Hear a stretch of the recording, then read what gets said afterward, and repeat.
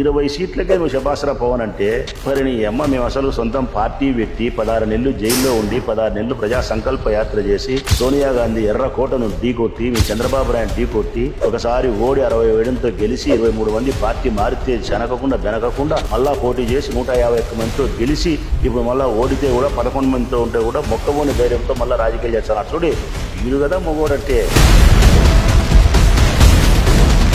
Sudden గా 2024 ఎన్నికల్లో ఓడిపోవడానికి బలమైన కారణం ఏమై ఉంటుందంటారు? ఈవీఎం మిషన్స్ అన్న ట్యాంపరింగ్ అయినా. దీనికి మీ దగ్గర ఆధారాలు ఉన్నాయా? చాలా ఆధారాలు ఉన్నాయి. కడప రాజకీయాలు హత్యా రాజకీయాలకు పేరు. రక్తపు మరకల అంటని ఎమ్మెల్యేలే ఉండరని మీరు ఇచ్చిన స్టేట్మెంట్ ఇది మా ప్రాంతానికి సంబంధించిన సమస్య. మా దురదృష్టం మా తండ్రి గారు మా అబ్బగారు మా తాతలు ముత్తాతలు మాకు గౌరవాన్ని ఇచ్చినారు, మర్యాదని ఇచ్చినారు, పౌరుషాన్ని ఇచ్చినారు వారసత్వంగా. జగన్ గారిని ఓడించడానికి కూటమి ప్రభుత్వం కేవలం జగన్మోహన్ రెడ్డి గారు గెలవకూడదనే వస్తున్నామని కూడా పబ్లిక్ స్టేట్మెంట్ ఇచ్చారు. జగన్మోహన్ గారిని ఎదిరించడం కోసం లేదా ఎదుర్కోవడం కోసం ముగ్గురిగా కలిసి రావాల్సి వచ్చిందా? అరికాల దగ్గర నుంచి నన్నెత్తి వరకు భయం, వణుకు. జగన్ అంటే జగన్ కలలో వస్తుంటాడు అమ్మ వాళ్ళ ముగ్గురికి. వాళ్ళకి భయమే లేకపోతే ఇప్పుడు ఇడిపోయింది. మా భాషలో కడప భాషలో చెప్పాలంటే ఈ మధ్య గొడ్డలి తల్లి చెల్లి ఈ మాటలను మీరు యాక్సెప్ట్ చేసి కామ్ గా ఉంటున్నారా? జగన్ యొక్క అభిప్రాయాలు మాకు నచ్చితేనే, జగన్ యొక్క సిద్ధాంతాలు మాకు నచ్చితేనే, జగన్ మనస్తత్వం మాకు నచ్చితేనే జగన్ వెంట నడుస్తాం, జగన్ కి జై అంటాం. జగన్ ఇష్టానుసారం చేస్తే మేము జై అంటామా? విజయలక్ష్మిని పట్టుకొని ఏం తల్లి విజయలక్ష్మి అమ్మ బాగుండావా, అవుకు కదా మీ ఊరు, అమ్మ ఎట్లుంది అంటే అన్నా బాగుండారన్న అట్లా అంటారు. ఏం మే బాగుండావా విజయలక్ష్మి అంటే ఒక్కసారి నీ అమ్మ అంటే కన్నా రాచమౌళి శివప్రసాద్ నీ అమ్మ నీ అక్క 3 సార్లు అంటాడు. ఆస్తి తగాదాల విషయంలో షర్మిల గారు కొన్ని స్టేట్మెంట్స్ పాస్ చేస్తే మీరు దాని గురించి మాట్లాడారు. అయితే దానికి ఆవిడ ఇలా మాట్లాడుతున్న వాళ్ళని కుక్కలతో పోల్చింది. నాకు షర్మిలమ్మ మీద ఉండే అభిప్రాయం 2 విషయాలు. ఒకటి షర్మిల అంటే నాకు తెలిసినది, 2 షర్మిల అంటే నాకు తెలిసినది. పాలిటిక్స్ లో చూస్తే అసలు ఎక్కడ కూడా ఏ విలువ కనిపించట్లేదు. ఆ జనసేన పార్టీ వాళ్ళు కూడా బయటకు వచ్చి మాట్లాడటం జరిగింది. తన పార్టీ సైనికులను అయితే విపరీతంగా దాడులు చేస్తున్నారు. మీ కంటికి తెలుగుదేశం పార్టీ వాళ్ళు దాడి చేస్తున్నారని మీ కంటికి మీ దృష్టికోణానికి, కానీ రాచమ్మల దృష్టికోణానికి అయితే మాత్రం జనసేన పార్టీ కార్యకర్తలపైన దాడి చేసేది తెలుగుదేశం పార్టీ వాళ్ళు కాదమ్మా. పవన్ కళ్యాణ్ గారికి ప్రధానంగా ఏజెండా లేదంట. ఒకటే అజెండానే. పవన్ కళ్యాణ్ పాత్ర ఏంటంటే నా కులాన్ని నా సినిమా గ్లామర్ ను నీకు ఇస్తా, నువ్వు ఇచ్చిన ప్రసాదాన్ని తీర్థాన్ని తీసుకుంటా, 20 సీట్లో 10 సీట్లో దెబ్బలు తినకుండా ఇబ్బందులు పడకుండా అవమానాలు కాకుండా నీ పంచన కాసుకొని ఉంటా. నెలకు నాకు 70 కోట్లు 80 కోట్లు నువ్వు బిస్కెట్లు కుక్కకేసినట్టు వేచి తీసుకొని బతుకుతాను. బూతులు మాట్లాడకపోయినా కూడా బాలకృష్ణ గారిని బాలిగాడు అన్నారు, అసెంబ్లీకి తాగిపోయాడని అన్నారు. మరి ఇవి కూడా అలాంటివే కదా. రాచమల్లి శివప్రసాద్ రెడ్డి గారి మీద హత్యా ప్రయత్నాలు జరిగాయని కూడా కొన్ని వార్తలు ఉన్నాయి. నన్ను చంపాలని ప్రయత్నం చేసింది వరదరాజిరెడ్డి, వరదాడి కొడుకు. పోలీస్ స్టేషన్ లో కేసు రిజిస్టర్ అయింది, బాంబులు దొరికినాయి, రివాల్వర్లు దొరికినాయి. సో జగన్ మొండివాడు, ఎవరి మాట వినడు, పెద్దగా ఎవరి సలహాలు కూడా తీసుకోడు. సో ఇది ఒకటి కూడా నడుస్తుంది. జగన్ 100కి 100 భాగాలు మొండోడే. 135,000 సచివాలయాలు ఉద్యోగాలు ఇస్తాను సార్, నాకు ఒక 50 కావాలా, నాకు 30 కావాలని మేము అందరం పోయి అడిగినాం. ఆయన మాకు ఊర్లలో ప్రెజర్ ఉంది కాబట్టి నువ్వేం సొక్కం పరీక్ష జరపాల్సిన అవసరం లేదు అని చెప్పి మేము పోయి అడిగితే నమస్కారం పెట్టి. హలో అండి, నమస్తే, వెల్కమ్ టు విప్రా టీవీ. నేను యాంకర్ విజయ. ఈయన పూర్తి పేరు తెలుసుకోవాల్సిన ప్రత్యేకత లేదు, ఇంటి పేరుతోనే మొదలవుతుంది ఈయన ప్రత్యేకత. తాను ఎవరికైనా మాటిస్తే మాత్రం ఎక్కడి వరకైనా వెళతారు. తనకు అన్యాయం జరిగిందంటే మాత్రం ఎవరినైనా నిలదీయడానికి రెడీగా ఉంటారు. తనను నమ్మి తన భరోసా కోసం తన తలుపు తట్టి తన గడపలోనికి వచ్చిన వారికి ప్రాణం వరకు వచ్చినా సరే ఎంతటి దానికైనా సిద్ధపడతారు. అలాంటి ప్రజానాయకుడు ఈరోజు మనతో ఉన్నారు. లేట్ చేయకుండా ఇన్వైట్ చేద్దాం. ఆయనే రాచమల్లు శివప్రసాద్ రెడ్డి. నమస్తే సార్. నమస్తే అమ్మా. ఎట్టున్నారు? ఫైన్. కడప రాయలసీమ ప్రాంతానికి తగ్గట్టు చాలా ధీటుగా రాజసంగా కనబడుతున్నారు. సో అంతా క్షేమమేనా సార్? చాలా క్షేమము, చాలా సంతోషంగా ఉన్నాము. ఓకే. సో మనం ఇంటర్వ్యూలోకి వెళ్ళే ముందు ఇప్పుడున్నటువంటి పొలిటికల్ చూస్తే మాత్రం అసలు ప్రజల్లో చాలా ఆదరణ పొందినటువంటి మీరు సడన్గా 2024 ఎన్నికల్లో ఓడిపోవడానికి బలమైన కారణం ఏమై ఉంటుందంటారు? మంచి చేస్తేనే గెలుస్తాం, అభివృద్ధి చేస్తేనే గెలుస్తాం, ప్రేమను పంచితేనే గెలుస్తాం అనేది కరెక్ట్ కాదు. కొన్నిసార్లు ఇవన్నీ ఉన్నప్పటికీ కూడా రాజకీయాలలో ఓడిపోతాం. ఇవన్నీ మన వైపు న్యాయం ఉన్నప్పటికీ మనం మంచి చేసి ఉంటాం, ప్రేమించి ఉంటాం, హ్యూమానిటీ ప్రదర్శించి ఉంటాం, అందుబాటులో ఉండి ఉంటాం, కార్యకర్తలు బాగుంటాం, అన్నీ ఉంటాం, కానీ ఓడిపోతాం. దానికి కారణం ఏంటంటే కన్నా ఒక్కొక్కసారి పార్టీ అవుతుంది, ఒక్కొక్కసారి ఎదుటి పార్టీల యొక్క కలయికలు అవుతాయి, ఒక్కొక్కసారి ప్రధానమైన పాయింట్ ఏంటంటే కన్నా ప్రజల అవసరాలు అవుతాయి. ఇక్కడ నేను ఓడిపోవడానికి ప్రజల అవసరాలే నా ఓటమికి కారణమైన ఉండాలా, లేదంటే ఈవీఎం మిషన్స్ అన్న ట్యాంపరింగ్ అయినారు. ఈ రెండిట్లో ఏదో ఒకటి ఈ రెండిట్లో కాసేపు నాకు ఈవీఎం మిషన్లు మోసం చేసినాయి అని ప్రపంచమంతా కూడేగుస్తుంది, మేధావులంతా చెప్తారు, సామాన్యమైన ఓటరు కూడా మహిళ కూడా చెప్తాంది, అన్నా మేము వేసింది ఫ్యాన్ గుర్తుకు నువ్వు ఎట్లా ఓడిపోయినావంటే ఈవీఎం మిషన్లు మోసం చేసినారని చెప్తారు. ఇవన్నీ చూసినప్పుడు కానీ మేధావుల విశ్లేషణ చూసినప్పుడు ఈవీఎం మిషన్స్లోనే ట్యాంపరింగ్ చేసినారు, మోసం జరిగింది అనడానికి కొన్ని లెక్కలు, ఆధారాలు, మేము అడిగిన ఎలక్షన్ కమిషన్కు సమాధానం చెప్పకపోవడము, దాటవేయడం, ఇవన్నీ చాలా కారణాలు మీకు తెలుసు, అందరికీ తెలుసు. అదన్నా ఓడిపోయినారు. ఒకవేళ లేదు లేకపోతే ఊరికి మీరు ఓడిపోయినారు కాబట్టి ఇప్పుడు మాట్లాడుతున్నారు అవన్నీ అబద్ధం మాటలు, నిజంగా మీరు ఓడిపోయినారు ప్రజలే వేయలేదు అంటే కన్నా రైట్, నువ్వు ఆ నాణానికి ఆ వైపు నువ్వు వస్తే కన్నా దానికి ఓడిపోవడానికి కారణం నేను ప్రజల అవసరాలు. ఓకే, ఎటువంటి అవసరాలు అయి ఉండొచ్చు? పేదరికం ప్రధానమైంది, నా బాధ తెలుసు.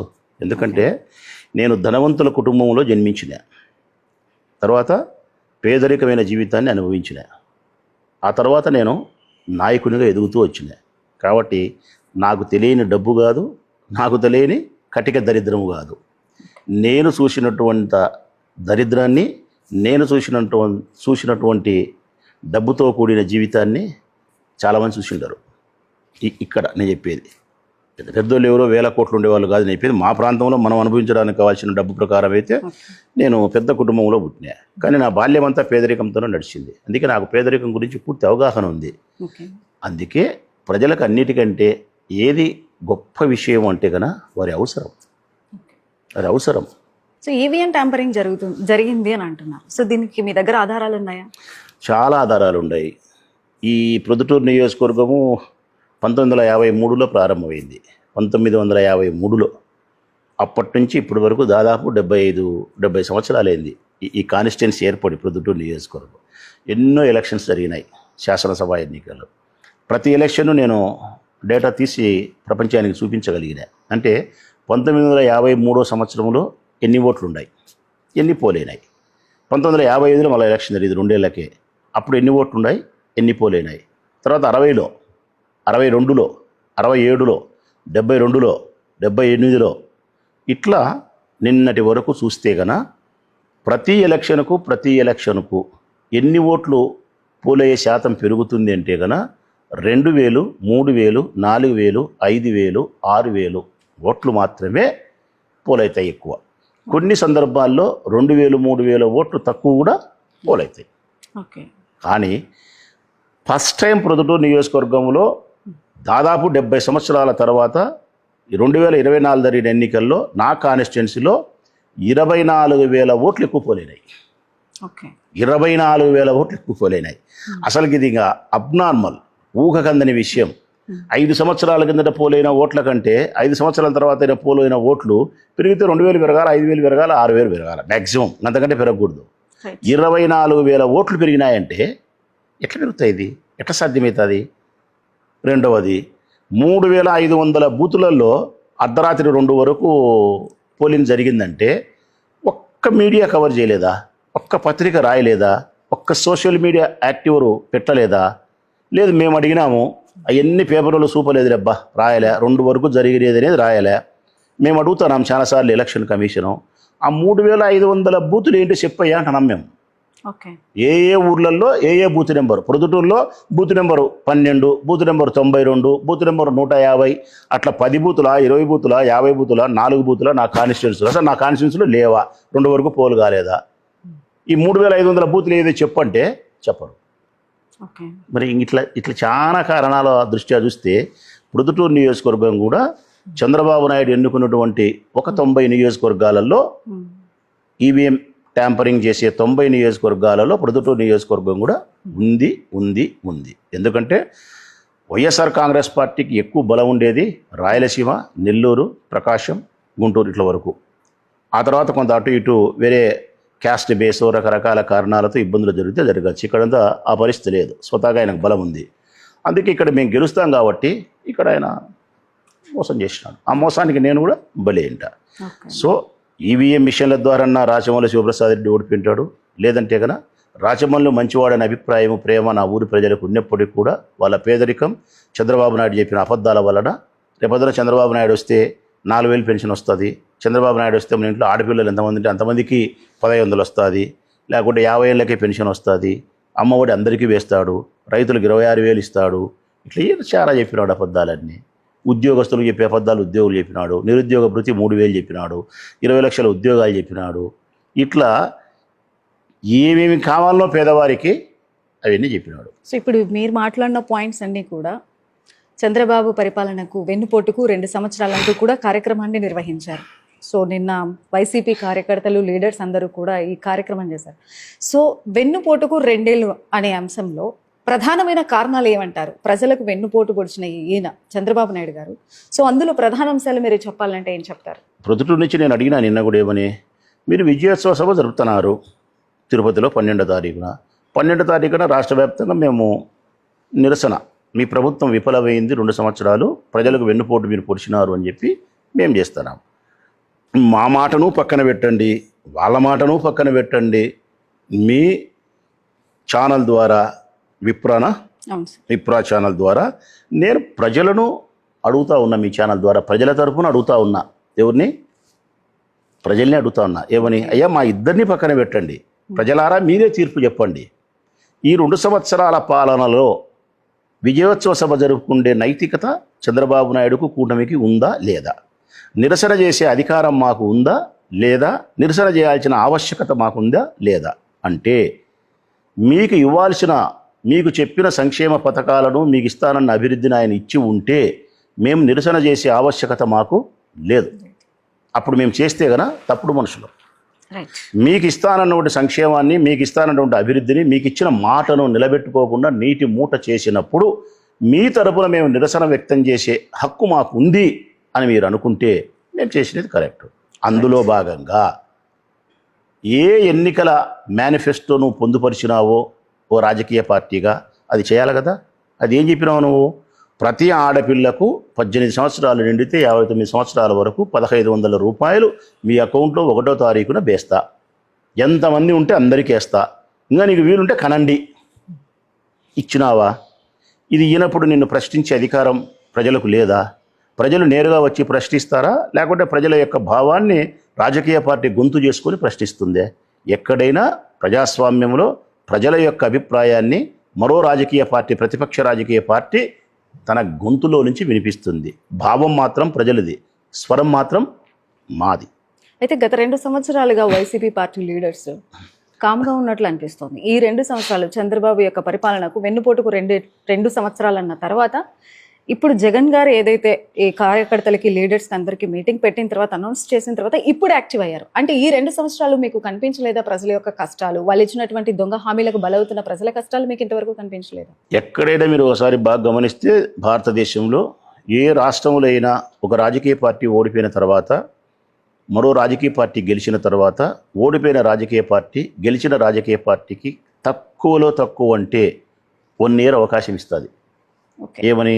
నువ్వు చెప్పిన హామీలు నెరవేర్చడానికి, నీ పరిపాలన గాడిలో పడడానికి కనీసం అంటే నీకు 1 సంవత్సరం కావాలి. కాబట్టి అంతవరకు మనం ఏం మాట్లాడకూడదని నిశ్శబ్దంగా ఉంటారు. 1 సంవత్సరం తర్వాత మెల్లిమెల్లిగా ప్రశ్నించడం స్టార్ట్ అవుతుంది. చంద్రబాబు నాయుడు అయితే 4 ఏళ్ళు ప్రశ్నించాడు మమ్మల్ని. ఎన్నేళ్ళు? 4 ఏళ్ళు. కారణం, ఆయనకు ప్రశ్నించాలన్న కోరిక కూడా లేదు. మేము తప్పు చేసినామో ఒప్పు చేసినామని పక్కన పెడదాం, ప్రజల కోసం ప్రశ్నించాలనే ఉద్దేశం కూడా ఆయనకు లేదు. దొంగ. ఓడిపోతున్న పోవడం, హైదరాబాద్లో కూర్చోవడం, 4 సంవత్సరాల పిల్లలతున్నాడు. 4 సంవత్సరాల తర్వాత ఆంధ్రప్రదేశ్ రాష్ట్రానికి వచ్చి ఊరూరు తిరగడం, అబద్ధాలు చెప్పడం, లేని అన్ని అబద్ధాలు చెప్పడం, ప్రచారం చేయడం. కానీ మేము అట్లా కాదు. ఓడిపోయిన మరుక్షణం నుంచే 2-3 నెలల కాలం నుంచే మీరు ఒక్కసారి మీడియా అంతా తిరిగేస్తే మీకు అర్థమవుతుంది. 3 నెలల తర్వాతనే మేము ఉద్యమాలు మొదలుపెట్టినాం. 3 నెలల తర్వాత భారతదేశ చరిత్రలోనే ఓటమి చెందిన తర్వాత, ఓటమి అంటే మామూలు ఓటమి కాదు, ఘోరాతి ఘోరమైన ఓటమి చెందిన తర్వాత 151 సీట్లతో పరిపాలన చేసిన మేం 11 సీట్లకు పరిమితం అయిపోయిన తర్వాత కూడా మూడే నెలల కాలం తర్వాత ఈ ప్రభుత్వం పైన గలం ఇప్పగలిగినాం, పోరాటం చేయగలిగినాం అంటే దేశ చరిత్రలో వైఎస్ఆర్ కాంగ్రెస్ పార్టీ ఒక్కటే ఉంటుంది. అయితే మీరు చెప్పినట్టు అందరూ అదే స్థాయిలో కొట్లాడినారా అంటే కనుక ఉండరమ్మా. ఒక రాజకీయ పార్టీకి సంబంధించి ఓడిపోయిన తర్వాత ఆ బాధలో నుంచి, దుఃఖంలో నుంచి, లేకుంటే కొంతమంది ఆ భయంలో నుంచి, వీళ్ళు చేసే దుర్మార్గపు చర్యల్లో నుంచి, రెడ్ బుక్ రాజ్యాంగంలో నుంచి బయటికి రావాలంటే కనుక నాకు ఒక్కరోజు కూడా పట్టదు. నాకు ఒక్కరోజు పట్టదు. మరొక మిత్రునికి నిలబడుతుంది, మరొక మిత్రునికి 6 నెలలు పడుతుంది. మీరు చూస్తే మాత్రం చాలా యాక్టివ్గా ఉంటున్నారు. ప్రతిసారి కూడా మీరు ఇచ్చేటటువంటి బోల్డ్ స్టేట్మెంట్స్ ఏవైతే ఉన్నాయో, అంటే మీ మాటల్లో ఖచ్చితమైన పటుత్వం ఉంటుంది. నిఖచ్చితంగా, నిస్సిగ్గుగా మీరు ఏదైతే మనసులో అనుకుంటున్నారో దాన్ని స్ట్రైట్ ఫార్వర్డ్గా స్టేట్మెంట్ వదిలేస్తున్నారు. అంటే దీనివల్ల మీకు నష్టం వస్తుంది అని మీరు ఎప్పుడు ఆలోచించలేదా? ఎస్, కొన్నిసార్లు లాభం ఉంది నాకు, కొన్నిసార్లు నష్టం ఉంది. కానీ నాకు లాభ నష్టాలతో పని లేకుండా నేను చాలా ఓపెన్గా నా హృదయంలో ఏమైతే ఉందో వాటిని నేను బహిర్గతం చేసి అబద్ధాలు చెప్పకుండా ధైర్యంగా, నీతిగా, నిజాయితీగా మాట్లాడాలా. నిజాయితీ చనిపోకూడదు, ధర్మం ఓడిపోకూడదు అని ఈ మనస్తత్వంతోనే గట్టిగా మాట్లాడతా, నిక్కచ్చిగా ఉంటా. దానివల్ల నాకు లాభం జరిగినా పెద్దగా సంకలు గుద్దుకుండేది లేదు, నష్టం జరిగితే. కాకపోతే కడప రాజకీయాలు హత్యా రాజకీయాలకు పేరు. అసలు రక్తపు మరకలు అంటని ఎమ్మెల్యేలే ఉండరని మీరు ఇచ్చిన స్టేట్మెంట్, అంటే దీని వెనక మీ ఉద్దేశం ఏంటంటారు? అంటే హత్య రాజకీయాలను ప్రోత్సహిస్తున్నట్ట, లేకపోతే మేము అటువంటి రాజకీయాలు చేస్తామని మీరు చెప్తున్నారు? ఎట్టవుతుందమ్మా, అది ఎవరైనా కానీ దొంగోడు ఏమంటాడు? నిజంగా దొంగోడైతే నేను దొంగతనం చేయలే, నేను సొక్కం అంటారు. కానీ మరి దొంగతనం చేసినావు నువ్వు, మన వాళ్ళు చేసినారు అన్నాడంటే వాడేమని? నీతిపరుడు. దేనికి నీతిపరుడు? మరొక్కసారి ఆ దొంగతనం జరగకుండా సంస్కరించాలని కోరుకుంటున్నాడు.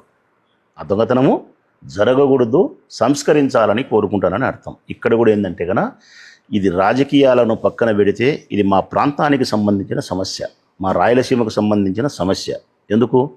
ఒక్క రాయలసీమ ప్రాంతంలో పుట్టిన వాళ్లకు మాత్రమే ఫ్యాక్షనిజం వారసత్వంగా వచ్చింది తల్లి. ఇది అందరికీ వేరే వేరే చోట్ల ఉండే వాళ్ళకు వాళ్ళ నాయనగారు, వాళ్ళ అబ్బగారు ఆస్తులు ఇచ్చినారు, చదువులు ఇచ్చినారు, ఇంకొకటి ఇచ్చినారు, వ్యాపారాలు ఇచ్చినారు.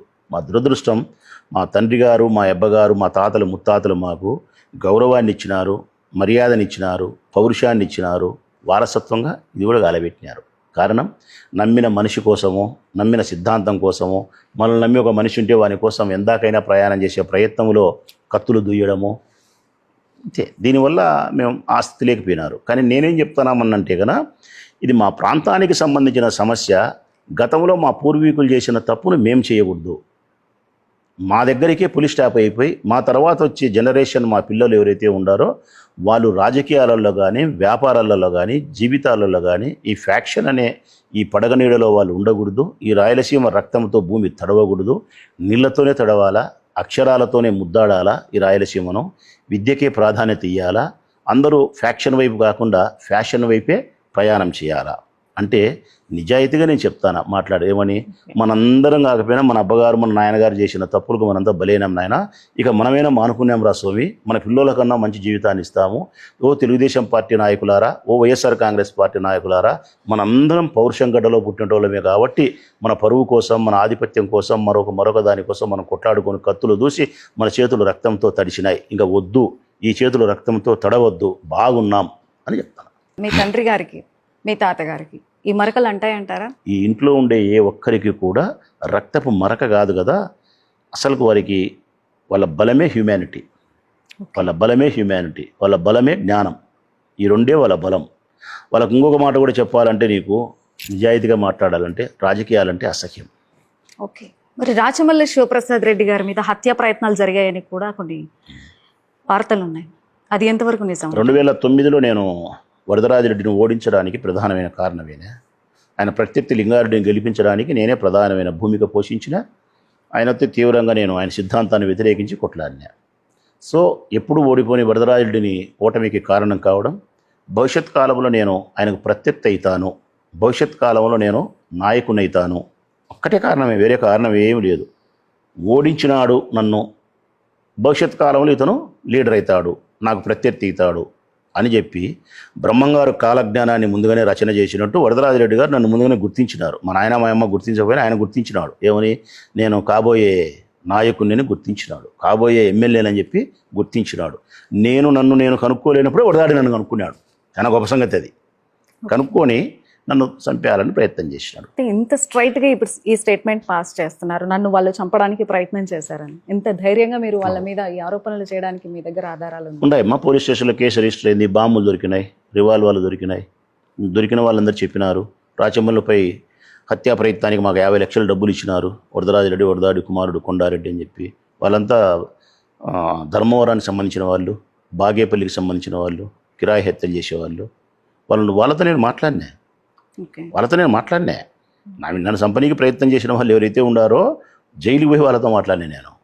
ధర్మవరాన్ని పోయి వాళ్ళ భార్య పిల్లలను చూసి వాళ్ళకు నేను బియ్యం వేపించి లెక్కించి వచ్చి. అంటే మిమ్మల్ని చంపడానికి ప్రయత్నించిన వాళ్ళతోటే మళ్ళీ మీరు మాట్లాడేసి వాళ్ళకి సహాయ కార్యక్రమాలు చేయడం కూడా చేశాను. నేను నా ఇంటికి పిలిచి భోజనం పెట్టిన వాళ్ళకు. నేను శ్రీకాంత్ రెడ్డి అని వాళ్ళ రింగ్ లీడర్. ఇప్పుడు కూడా అభిలో నాతో మాట్లాడుతుంటాడు, అన్నా ఎట్లుండవని.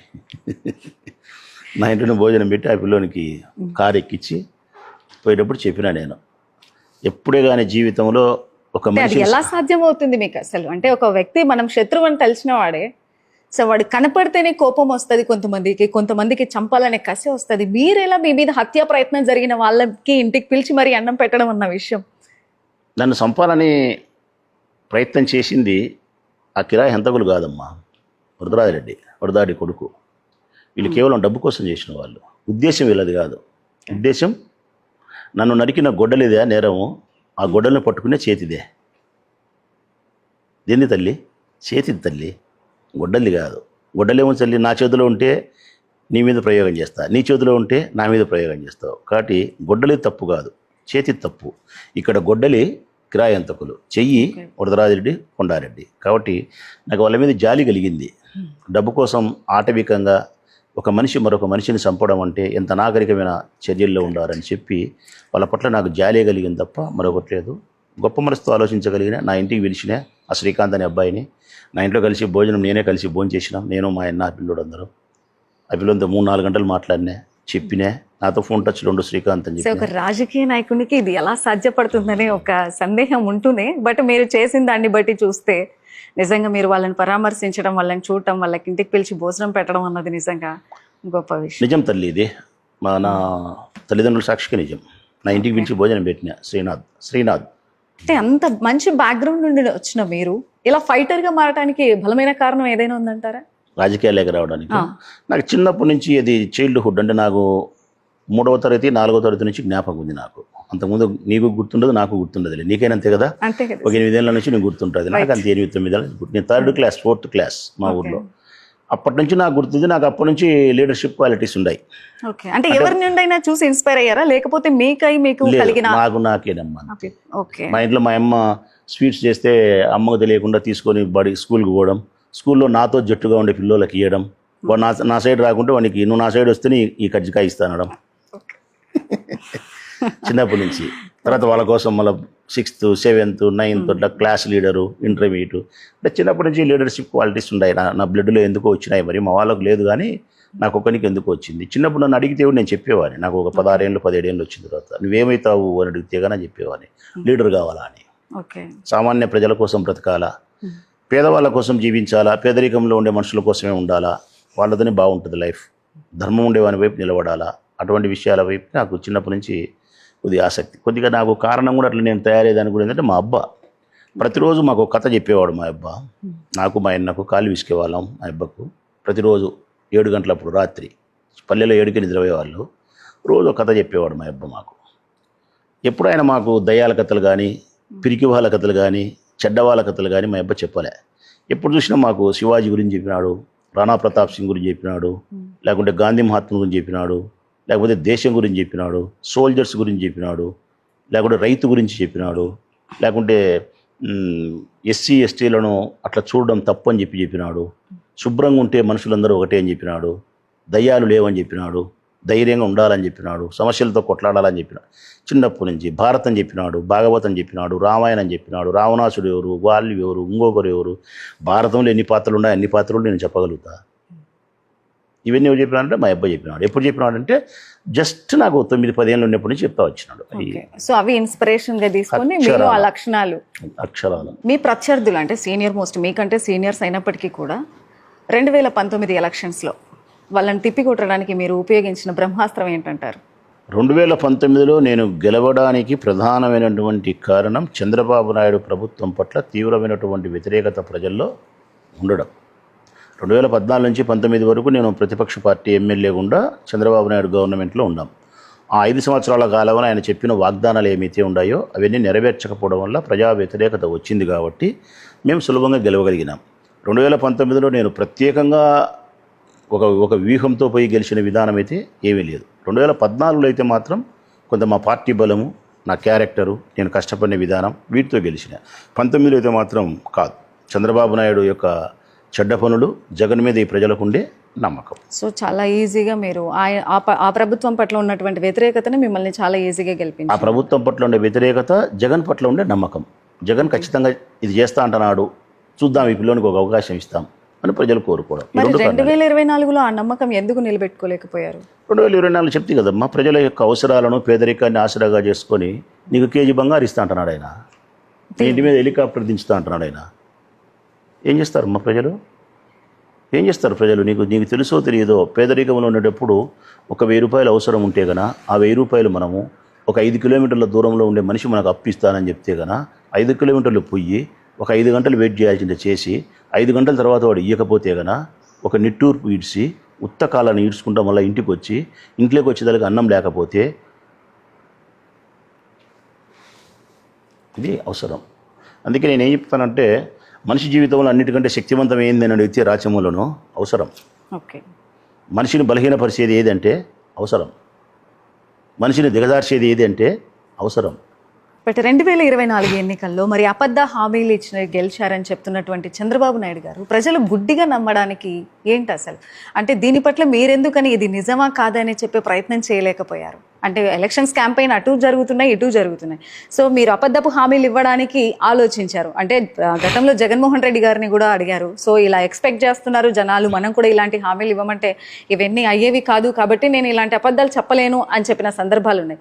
మరి అవతల ఊహకు మించినటువంటి హామీలతో వచ్చినప్పటికీ ఇప్పుడు పరిపాలన పూర్తయి 2 ఏళ్ళు అవుతున్నప్పటికీ కూడా సో కొన్ని హామీలు ఇప్పటిదాకా కూడా నెరవేర్చలేదు. దీని పట్ల ప్రజలు అసంతృప్తిగా ఉన్నారు. బట్ ఇదంతా మీరు ప్రజలకు చెప్పే సబ్జెక్ట్, ఎందుకని ఈ విషయంలో మీరు వెనకబడ్డారు? నీకు ఇప్పుడు కూడా ఒక 2 నిమిషాల సమయం ఇస్తే కూడా నేను జగన్మోహన్ రెడ్డి గారు 2024 ఎన్నికల కంటే ముందు ఎన్నికల క్యాంపెయిన్లో చంద్రబాబు నాయుడు ఇచ్చిన హామీల గురించి మాట్లాడినది కూడా 2 మినిట్స్లో కూడా చూపించగలుగుతా. ఇప్పుడు జస్ట్ నీ ఇంటర్వ్యూకి వచ్చేటప్పుడు ఎందుకో నేను రీల్స్ చూస్తుంటే అది కనిపించింది నాకు. బహుశా అది ఉపయోగపడుతుందేమో అనుకునే నీతో అది ఉపయోగపడింది. ఏం చెప్పినాడు జగన్మోహన్ రెడ్డి? అల్లవి కాని హామీలు ఇస్తున్నాడు ఆయన. మీకు చెప్పిన ఈ హామీలన్నీ సంక్షేమ పథకాలు ఇవ్వాలంటే ఇన్ని లక్షల కోట్ల డబ్బు అవసరమవుతుంది. ఇంత డబ్బు ఈ రాష్ట్ర ఖజానా దగ్గర లేదు, ఈ రాష్ట్ర ఆదాయ వనరుల్లో కూడా లేదు కాబట్టి అవన్నీ ఇవ్వలేడు, మోసం చేస్తున్నాడని సిలక్కు చెప్పినట్టు చెప్పినాడు ఆయన. కానీ ఎన్ని చెప్పినా కూడా ఈ ప్రజలు నమ్మలే. చంద్రబాబు నాయుడు మోసగాడు అని తెలుసు, అబద్ధాలు చెబుతాడు అని తెలుసు, 2014లో అబద్ధం చెప్పినాడని తెలుసు, 19లో మోసం చేసినాడు అన్నీ తెలుసు వాళ్ళకు. కానీ ఆశ తల్లి ఏమో ఈసారన్నా ఇచ్చాడేమో, ఇందుందగల ఇంతకుముందు చేసిన ఇస్తాడేమో, ఈ భారతీయ జనతా పార్టీ కలిసింది కాబట్టి ఏమైనా సాయం చేస్తారేమోలే. అయినా ఒకవేళ ఇయ్యలే, ఓడిపోయినాడు చంద్రబాబు నాయుడు, జగన్ గెలిచినాడు. జగన్ ఎట్లా ఇచ్చాడు కదా, జగన్ చెప్పినట్టు ఎట్లా ఇస్తాడు? ఇంకా సమస్య ఉంది, మనకు భయమే ఉంది. ఒకవేళ జగన్ గెలిచలే, ఈ ముండాకుడు గెలిచినాడు, రైట్, సుత్తాములు ఇచ్చాడేమో. ఓకే. ఆశ. సో జగన్ గారిని ఓడించడానికి ఎన్డీఏ కూటమి ప్రభుత్వం ప్రధానంగా ఒక ఎజెండాతో వచ్చింది. కేవలం జగన్మోహన్ రెడ్డి గారు గెలవకూడదనే వస్తున్నామని కూడా పబ్లిక్ స్టేట్మెంట్ ఇచ్చారు. సో ఎందుకు అంటే జగన్మోహన్ గారిని ఎదిరించడం కోసం లేదా ఎదుర్కోవడం కోసం ముగ్గురిగా కలిసి రావాల్సి వచ్చిందా? అక్షరాల జగన్ అంటే భయమా కూటమి ప్రభుత్వాన్ని? అరికాల్లో నుంచి నన్నెత్తి వరకు భయం, అరికాల దగ్గర నుంచి నన్నెత్తి వరకు భయం, వణుకు. జగన్ అంటే గజరాజు ఏనుగు బలవంతుడు, ఆ ఏనుగు కూడా కలలో వచ్చేది సింహం. జగన్ కలలో వస్తుంటాడు అమ్మ వాళ్ళ ముగ్గురికి. వాళ్ళకి భయమే లేకపోతే ముగ్గురు కలిసరు. ఓకే. భయమే లేకపోతే ఇప్పుడు ఇడిపోయిందిరు. అర్థమైందే? రైట్ వాళ్ళు కలిసినేది జగన్ వల్లే, వాళ్ళు విడిపోకుండా ఉండేది జగన్ వల్లే. రైట్. విడిపోతే ఓడిపోతాము అనే భయాన్ని వాళ్ళ గుండెకు పరిచయం చేసిన మొగోడే మా జగన్. వాళ్ళు విడిపోతే ఓడిపోతామనే వాళ్ళ భయాన్ని వాళ్ళ గుండెకు పరిచయం చేసినోడే మా జగను. అసెంబ్లీ సమావేశాల్లో పవన్ కళ్యాణ్ గారు కూడా ఈ మాటను చాలా స్ట్రైట్గా స్టేట్మెంట్ ఇచ్చారు. మనం కలిసి ఉన్నంత వరకు జగన్ మనల్ని ఏం చేయలేడు, విడిపోతే మాత్రం ఖచ్చితంగా వస్తారు అని. అంతే. సో విడిపోయే సూచనలు ఉన్నాయంటారా కూటమి ప్రభుత్వం? పవన్ కళ్యాణ్ అనే వ్యక్తి జగన్ భయం ఎప్పుడైతే పోతుందో అప్పుడు బానిస బతుకు నుంచి విముక్తి.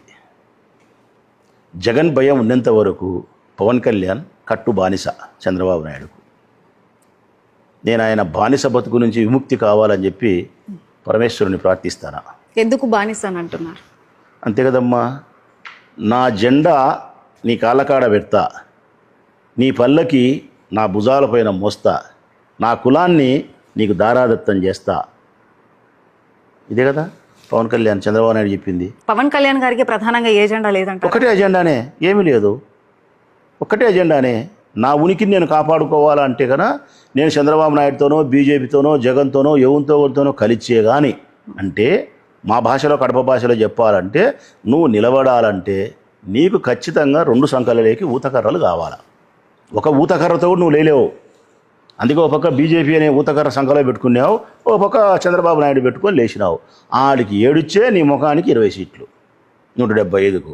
ఆ 20 సీట్లు చూసుకొని శభాస్రా పవన్ అవును 20 సీట్లకే నువ్వు శభాస్రా పవన్ అంటే మరి నీ అమ్మ మేము అసలు సొంతం పార్టీ పెట్టి 16 నెలలు జైల్లో ఉండి 16 నెలలు ప్రజా సంకల్ప యాత్ర చేసి సోనియా గాంధీ ఎర్రకోటను ఢీకొట్టి మీ చంద్రబాబు నాయుడు ఢీకొట్టి ఒకసారి ఓడి 67తో గెలిచి 23 మంది పార్టీ మారితే చెనకకుండా బెనకకుండా మళ్ళా పోటీ చేసి 151 మందితో గెలిచి ఇప్పుడు మళ్ళీ ఓడితే కూడా 11 మందితో ఉంటే కూడా మొక్కబోని ధైర్యంతో మళ్ళీ రాజకీయాలు చేస్తున్నారు. చూడి వీడు కదా మొగోడంటే, ఇది కదా రాజకీయం అంటే. ఇదేంది రాజకీయం? నీది నీ జెండా తీసిపోయి వాళ్ళ కాలకాడ పెట్టి చంద్రబాబు నాయుడు వచ్చిన పల్లకి తెచ్చి నీ భుజాల మీద పెట్టుకుంటేవి. అంటే దీనివల్ల పవన్ కళ్యాణ్కి వచ్చే ప్రయోజనం ఏమైనా ఉందంటారు? అసలు పాత్ర ఏంటి పవన్ కళ్యాణ్ గారి? పవన్ కళ్యాణ్ పాత్ర ఏంటంటే నా కులాన్ని నా సినిమా గ్లామర్ను నీకు ఇస్తా, నువ్వు ఇచ్చిన ప్రసాదాన్ని తీర్థాన్ని తీసుకుంటా, ఆ 20 సీట్లో 10 సీట్లో దెబ్బలు తినకుండా ఇబ్బందులు పడకుండా అవమానాలు కాకుండా నీ పంచన కాసుకొని ఉంటా, నెలకు నాకు 70 కోట్లు 80 కోట్లు నువ్వు బిస్కెట్లు కుక్కకేసినట్టు వేచి తీసుకొని బతుకుతా అంటా అని చెప్పి ఇదే ప్రయోజనం. ఇది తప్ప ఏం లేదు. పవన్ కళ్యాణ్ గారికి ఈ మధ్య కాలంలో పాలిటిక్స్లో చూస్తే అసలు ఎక్కడ కూడా ఏ విలువ కనిపించట్లేదు. తన పార్టీ సైనికులను అయితే విపరీతంగా దాడులు చేస్తున్నారు, అవమానకరంగా మాట్లాడుతున్నారు. ఈవెన్ ఆ జనసేన పార్టీ వాళ్ళు కూడా బయటకు వచ్చి మాట్లాడటం జరిగింది. ఎందుకు చేస్తున్నాడో, ఇలా ఎందుకు ప్రజల్ని ఇబ్బంది పెడుతున్నాడో కూడా అర్థం కావట్లేదు. నమ్ముకున్న వాళ్ళకు మేలు చేయకపోగా మరో 15 ఏళ్ళు వాళ్ళకే చేస్తానంటూ కూడా స్టేట్మెంట్స్ ఇస్తున్నాడు. సో ఈ జన సైనికులకు కూడా తన ఆయన యొక్క అధ్యక్షుడు ఎవరైతే ఉన్నారో అధ్యక్షుని పట్ల తీవ్ర అసంతృప్తిగా ఉన్నారు. మీ కళ్ళకైతే జనసేన పార్టీ కార్యకర్తల పైన తెలుగుదేశం పార్టీ విపరీతమైనటువంటి దాడులు చేస్తున్నారు అనేది మీరు చెప్పినది. మీ కంటికి తెలుగుదేశం పార్టీ వాళ్ళు దాడి చేస్తున్నారని మీ కంటికి, మీ దృష్టికోణానికి. కానీ రాచమ్మల దృష్టికోణానికి అయితే మాత్రం జనసేన పార్టీ కార్యకర్తల పైన దాడి చేసేది తెలుగుదేశం పార్టీ వాళ్ళు కాదమ్మా, పవన్ కళ్యాణ్ దాడి చేస్తున్నాడు. నా దృష్టికోణానికి పవన్ కళ్యాణ్ దాడి చేస్తున్నాడు. కారణం మీరు ఉన్నా సరే పోయినా సరే మీరు ఖచ్చితంగా తెలుగుదేశం పార్టీ వాళ్ళు మెట్టుతో కొడితే కొట్టించుకోవాల్సిందే, గిచ్చితే గిల్లించుకోవాల్సిందే. ముద్దు పెడితే ముద్దు పెట్టించుకో, గిచ్చితే గిల్లించుకో. తెలుగుదేశం పార్టీతో ఉండాల్సిందే. మీరు ఉంటే ఉండొచ్చు, పోతే పోవచ్చు. నేనేం కులంతో రాలే, నేనేం మీతో రాలే, నేను సీఎం కావాలని రాలే. ఇవన్నీ మాట్లాడి దాడి చేస్తాండి ఎవరమ్మా? పవన్ కళ్యాణ్. తన సొంత పార్టీ కార్యకర్తలపైన తన సొంత పార్టీ స్థాపించిన అధ్యక్షుడే అటువంటి దాడి చేసేదాన్ని రాజకీయ పార్టీ అంటారా? ఆ పార్టీకి సంబంధించిన అధ్యక్షుని రాజకీయ పార్టీ అధ్యక్షుడు అంటాడా? రాజకీయ పరిణితి చెందిన నాయకుడు అంటారా? సున్నా తల్లి, సున్నా. ఓసారి అంతే, మా సునామీ వచ్చినప్పుడు పెద్ద పెద్ద మిద్దెలు పోతుంటాయి, మా అన్ని పోతుంటాయి, సహజం అంతే. తనను ప్రోత్సహించే వారిని, తన శ్రేయోభిలాషుల్ని, సో ఊర్లో పెళ్లికి అదేదో హడావిడి అంటూ కుక్కల హడావిడి, సో వాళ్ళని సంబోధించడం నిజంగా బాధాకరం అంటారా? అంతే కదమ్మా. అంటే అభిమానులకు, ఖచ్చితంగా పార్టీ కార్యకర్తలకి, లీడర్స్కి ఏదో ఒక రోజు తమ నాయకుడు ముఖ్యమంత్రి పదవిలో ఉండాలని ఆశించడంలో తప్పులేదు కదా. అంతే కదా. మరి కుక్కల హడావిడి అని సంబోధించడం ఎంతవరకు కరెక్ట్ అంటారు? అదే కదా నేను చెప్పేది. ఆయన తన పార్టీ కార్యకర్తల మీద, తన ప్రేమించే వాళ్ళ మీద, తన కులస్తుల మీదనే దాడి చేసేంత బలహీనమైన స్థితిలోకి పోయినాడు. నువ్వు ముఖ్యమంత్రి కావాలని కోరుకునేవాడిని పట్టుకొని నేను ముఖ్యమంత్రి కానరా స్వామి, నేను ముఖ్యమంత్రి కావాలని ఎల్లరేంది నోరు మూసుకొని ఉండు, లేకపోతే పో అంటే నాగబాబు గారు కూడా ఈ మధ్య ఒక ట్వీట్ వేశారు. అట్టే మాట్లాడుతున్నారు. ఇక చంద్రబాబు నాయుడు గారు ఈ మధ్య ప్రజలు అడిగే ప్రశ్నలకు కానివ్వండి, సభల్లో కానివ్వండి, మీడియా ప్రతినిధులు కానివ్వండి, ఎవరేం అడిగినా కూడా గొడ్డలి పార్టీ అన్నిటికీ ఒకే సమాధానం అంటూ కూడా అన్నిటికీ ఒకే సమాధానం చెప్తున్నారు, గొడ్డలి తల్లి చెల్లి. ఎందుకని అంటే ఈ మాటలను మీరు యాక్సెప్ట్ చేసి కామ్గా ఉంటున్నారా? ఎందుకని వీటిని ప్రతిఘటించడంలో మీరు ప్రయత్నం చేయట్లేదు? కుక్క మరుగుతుందమ్మా, సింహం గర్జిస్తుందే. చెప్పమ్మా, కుక్క మురిగితే సింహం గర్జిస్తుందే? కుక్క మురుగుడు ఎంత, సింహం గర్జన ఎంత తల్లి? వీళ్ళు గొడ్డల పార్టీ అనేంత మాత్రాన మేము మరొకటి మాట్లాడాల్సిన అవసరం ఏముంది? అది పెద్ద విషయమే కాదు. అసలు రాజకీయాలలో చంద్రబాబు నాయుడు మాట్లాడే మాటలకు గొడ్డల పార్టీ అనేది, తల్లి చెల్లి అనేది, లేకుంటే ఇంకొకటి ఇవన్నీ ప్రజలకు అవసరమైన విషయాలు కాదు. ఇవన్నీ కూడా ప్రజలకు అవసరమైన విషయాలు వేరేటున్నాయి. ప్రజలు ఎంతసేపు ఉన్నా కానీ నాకు చెప్పిన సంక్షేమాన్ని ఇచ్చినావా, నాకు చెప్పిన అభివృద్ధిని చేసినావా, నా కరెంటు బిల్లు తగ్గించినావా, నిత్యావసర వస్తువుల ధరలు తగ్గించినావా, గ్యాస్ పెంచాకు, నా పిల్లోనికి అమ్మఒడి వేయి, నా పిల్లోని చదువు బాగుండాలా, నేను హాస్పిటల్ పోతే డబ్బు లేకుండా వైద్యం చేయించుకోవాలా, ఇవన్నీ వాడు కోరుకుంటాడు. రోడ్డు ఉండాలా, నీళ్ళు ఉండాలా, కాలం ఉండాలా, ఇవి కోరుకుంటాడు. ఇవన్నీ నేను నిన్ను తిట్టేది, నువ్వు నన్ను తిట్టేది ఈ పెద్దగా పట్టించుకోరు. ఒకవేళ పట్టించుకునే నేను చెప్పేది ఏంటంటే కన్నా జస్ట్ టైంపాస్. వాడు ఆఫీస్కి పోయేంత వరకు, వాడి డ్యూటీకి పోయేంత వరకు, మార్నింగ్ 2 hours లీజర్గా ఉంటాడు చూడి, ఆ టైంలో చూసుకునే దానికి మాత్రమే మనం కామెడీ పీసులమే వాళ్ళకు. కానీ ప్రజలు అడిగే ప్రశ్నలకు ఖచ్చితంగా ప్రభుత్వం సమాధానం చెప్పాలి కదా. ప్రతి ప్రశ్నకి గొడ్డలి తల్లి చెల్లి అంటే అప్పుడు ప్రజల పక్షాన పోరాడేది ఎవరు, ప్రశ్నించేది ఎవరు? అదే ప్రజలు చెప్పేది అదే, మేము చెప్పేది అదే. నువ్వు ప్రజలకు చెప్పాల్సిన ప్రశ్నలకు సమాధానాలు చెప్పకుండా, వాళ్ళకి ఇవ్వాల్సిన సంక్షేమాన్ని ఇవ్వకుండా, వాళ్ళకి ఇచ్చిన వాగ్దానాన్ని నెరవేర్చకుండా, వాళ్ళు అడిగిన ప్రశ్నలకు సమాధానం చెప్పకుండా 5 దాట వేస్తూ పొద్దునగులు మమ్మల్ని పట్టుకొని తల్లి చెల్లిన వల్ల ప్రజలకు వచ్చిన లాభమేంద్ర స్వామి. అది కాదు, మేము తల్లికి చెల్లికి మోసం చేసినామో మోసం చేయలేదో, గొడ్డల పార్టీనో గుణపం పార్టీనో తర్వాత మాట్లాడదాంలే, ముందు నీ ఏడుపేదో నువ్వు ఏడ్సు వాళ్ళకు అంటున్నాం. ప్రజలకు నువ్వు చెప్పినది ఏందో ఏడ్సు, 2 ఏళ్ళు అయింది కదా, ప్రజలే తేడుతున్నారు. పొద్దునకు లేదు నీ పంచాయతీ, జగన్మోహన్ రెడ్డి పట్టుకొని గొడ్డల పార్టీ ఇంకోటి అనుకుంటే ఇదేందో ఏడ్సు అంటున్నారు. అయినా జగన్మోహన్ రెడ్డి గొడ్డల పార్టీనా లేకుంటే మానవతావాది అనేది ఈ రాష్ట్ర ప్రజలకు తెలియదమ్మా. జగన్మోహన్ రెడ్డి ఎంత దైవభక్తి కలిగిన వాడు, జగన్మోహన్ రెడ్డి ఎంత మానవతా విలువలు కలిగిన వాడు, వాళ్ళ ఆయన ఎట్టటోడు, వాళ్ళ ఆయన ఏం కార్యక్రమాలు చేసినాడు, ఆయన ఏమి కార్యక్రమాలు చేసినాడు ఈ రాష్ట్ర ప్రజలకు తెలియదా? అసలు మాకు తెలియదా జగన్మోహన్ రెడ్డి వ్యక్తిత్వం గురించి? చిన్నప్పటి నుంచి ఆయనతో ప్రయాణం చేసేవాళ్ళం. రాజకీయంగా ఈ 10 ఏళ్ళ నుంచి కాదు, ఏ 30 ఏళ్ళ నుంచో మేము ప్రయాణం చేస్తున్నాం ఆయనతో. చిన్నప్పటి నుంచి మాకు తెలియదా జగన్మోహన్ రెడ్డి గురించి? మేమేమైనా ఉన్నతమైన కుటుంబంలో పుట్టలేదా? మాకేమైనా వ్యక్తిత్వం లేదా? జగన్మోహన్ రెడ్డి చెడ్డోడైతే, కిరాతకుడైతే, హత్యలు చేసేవాడైతే జగన్మోహన్ రెడ్డి మేము సపోర్ట్ చేస్తావా? మా రాజకీయ అవసరాల కోసం ఎందుకు చేస్తాం తల్లి? సంస్కారం ఉండే కుటుంబంలో పుట్టినాం, హ్యూమానిటీ ఉండే కుటుంబంలో పుట్టినాం. మాకంటూ ఒక లక్ష్యం, మాకంటూ ఒక సిద్ధాంతం ఉంది. జగన్ యొక్క అభిప్రాయాలు మాకు నచ్చితేనే, జగన్ యొక్క సిద్ధాంతాలు మాకు నచ్చితేనే, జగన్ మనస్తత్వం మాకు నచ్చితేనే జగన్ వెంట నడుస్తాం, జగన్కి జై అంటాం. జగన్ ఇష్టానుసారం చేస్తే మేము జై అంటామా? మేము అనం. కాబట్టి జగన్ ఎట్టటోడి రాష్ట్ర ప్రజలకు తెలుసు. పార్టీలో స్పోకెన్ పర్సన్స్లో బాగా మాట్లాడగలిగే వ్యక్తి మీరు కూడా. సో మీరు ఒక సందర్భంలో మాట్లాడుతూ ఆస్తి తగాదాల విషయంలో షర్మిల గారు కొన్ని స్టేట్మెంట్స్ పాస్ చేస్తే మీరు దాని గురించి మాట్లాడారు. అమ్మ తల్లి అనుకుంటూ కూడా చాలా ప్రేమతో మాట్లాడారు. అయితే దానికి ఆవిడ ఇలా మాట్లాడుతున్న వాళ్ళని కుక్కలతో పోల్చింది. సో మీరు దీన్ని ఎలా రిసీవ్ చేసుకున్నారంటారు? దీని మీద ఎటువంటి ఉద్దేశం ఉండింది మీకు? అసలు ఆవిడ అంటే నేను చెప్పినా కదమ్మా ఆ రోజే, మమ్మల్ని ఆమె కుక్కలు అన్నప్పుడు చెప్పిన నేను ఏమని, నిజమే తల్లి మేము జాతి కుక్కలము అని చెప్పినా. జాతి కుక్కలము, మా యజమాని ఇంట్లో దొంగలు పడితే ఆ కుక్కలు మురుగుతాయి. మా యజమాని ఇంట్లో దొంగలు పడినారు, దొంగలు ఎవరో మీకే తెలుసు, అందుకే ఈ కుక్కలు మురుగుతున్నాయి అని చెప్పినాం. ఇక ఆమె గురించి మీరు అడిగినారు కాబట్టి చెప్తానా. నాకు షర్మిలమ్మ మీద ఉండే అభిప్రాయం 2 విషయాలు. 2 విషయాలు ఇది స్పష్టంగా అర్థం చేసుకోవాలా ప్రజలైనా కానీ. 1 షర్మిల అంటే నాకు తెలిసినది అహంకారం. 2 షర్మిల అంటే నాకు తెలిసినది మా రాజశేఖర్ రెడ్డి అన్న కూతురు. కాబట్టి ఆమె అహంకారం నన్ను బాధిస్తుంది. రాజశేఖర్ రెడ్డి అన్న అనే బిడ్డ అనే మాట, ఆ శబ్దం నన్ను క్షమింపజేస్తుంది. అందుకే ఆమె నన్ను ఏం మాట్లాడినా కానీ నేను ఆమెను ఏమీ మాట్లాడను. అయినా ఆస్తి తగాదాలు పర్సనల్ మ్యాటర్, ఎందుకని రాజకీయంగా మీ ప్రత్యర్థులు దీన్ని ప్రతిసారి విమర్శించే ప్రయత్నం చేస్తున్నారు? కేవలము ప్రజల హృదయాలలో జగన్మోహన్ రెడ్డిని అత్యంత బలహీనమైనటువంటి వ్యక్తిత్వం కలిగిన వాడిగా చూపించాలి. అంటే చెల్లెలకు ఆస్తి పంచలే, నాయన ఆస్తి అంతా ఆయనే కొట్టేసినాడు, అమ్మను మోసం చేసినాడు, చెల్లెళ్ళు మోసం చేసినాడు. ఈ ఎఫెక్షన్ ఉండబడిన ఈ అంశాలు ప్రజలు లేకపోతే ఏ ప్రజలైనా ఏ మహిళలైనా ఆయన వ్యతిరేకిస్తారు. జనరల్ కామన్ అది అది అది తీసుకుపోవాలా, సక్సెస్ కావాలా, తద్వారా చంద్రబాబు నాయుడు లాభపడాలా, దీనికే ఆయన చేసే ప్రయత్నం. అది కాదు, ఒక హద్దు వరకు అయితే మేము భరించగలిగినాడు జగన్, ఒక హద్దు వరకు భరించగలిగినాడు, కుటుంబ విషయాలను బజారుకి ఈడ్చకూడదని చెప్పి ఒక హద్దు వరకు భరించగలిగినాడు. మరియు హద్దు దాటి ఎక్కడికంటే అక్కడికి నువ్వు ప్రయాణం చేస్తే గనా 9 ఏళ్ల క్రితం చంద్రబాబు గారు అధికారంలో ఉన్నప్పుడు బూతులు తిడుతూ చెప్పుతో కొట్టుకొని ఒక వినూత్నమైన నిరసన తెలిపారు. ఇది అప్పట్లో సంచలనంగా కూడా మారింది. అంటే ఇటువంటి నిరసన తెలపడానికి ప్రధాన కారణం ఏమంటారు? మున్సిపల్ చైర్మన్ ఎన్నుకునే కార్యక్రమం జరుగుతుంది. స్పష్టమైన మెజారిటీ మాకుంది, తెలుగుదేశం పార్టీ వాళ్ళకు లేదు. అధికారంలో వాళ్ళు ఉండారు. మంత్రి ఆదినారాయణ రెడ్డి వచ్చి ప్రొద్దుటూరులో కూర్చున్నాడు. జాయింట్ కలెక్టరు, ఆర్డీఓలు అందరూ కూడా అధికార పార్టీకి తొత్తులై వ్యవహరించినారు. పోలీసులు ప్రేక్షక పాత్ర వహిస్తున్నారు. అంతా కలిసి చివరిగా న్యాయాన్ని ఓడించినారు, ధర్మాన్ని చంపేసినారు. ధర్మం చనిపోతా ఉన్నప్పుడు, న్యాయం ఓడిపోతూ ఉన్నప్పుడు రాచమల్లు ప్రసాద్ రెడ్డికి హృదయం కొద్దిగా వేగంగా ప్రతిస్పందన ఉంటుంది.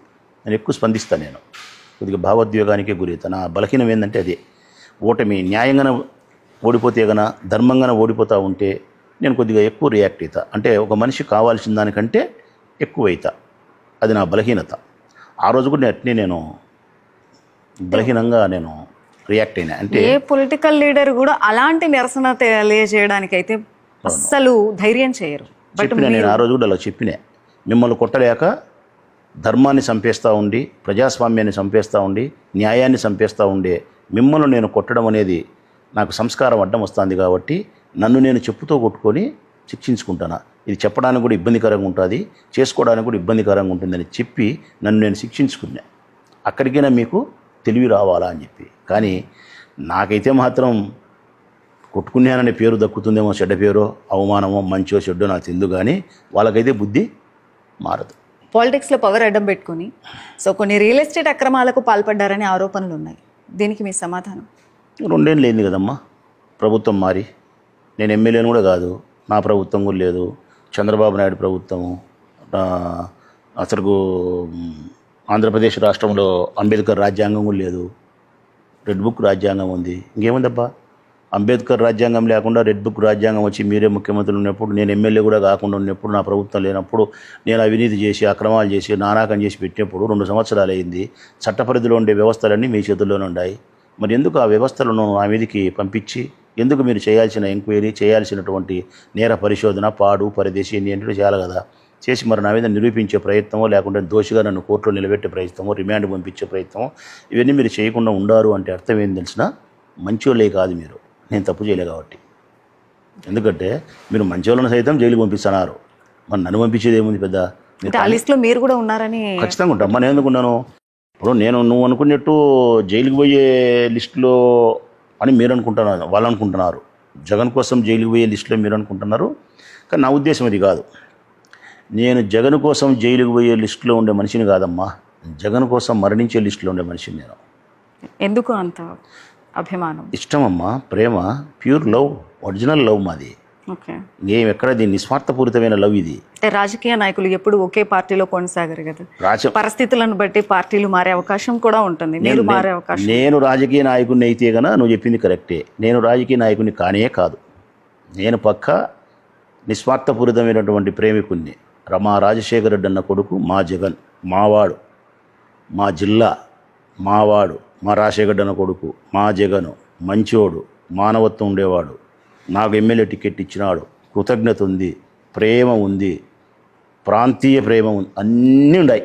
మీకున్నంత ప్రేమ జగన్మోహన్ రెడ్డి గారికి కూడా మీ మీద ఉందంటారా? 1,00,000 రెట్లు ఎక్కువ ఉంది.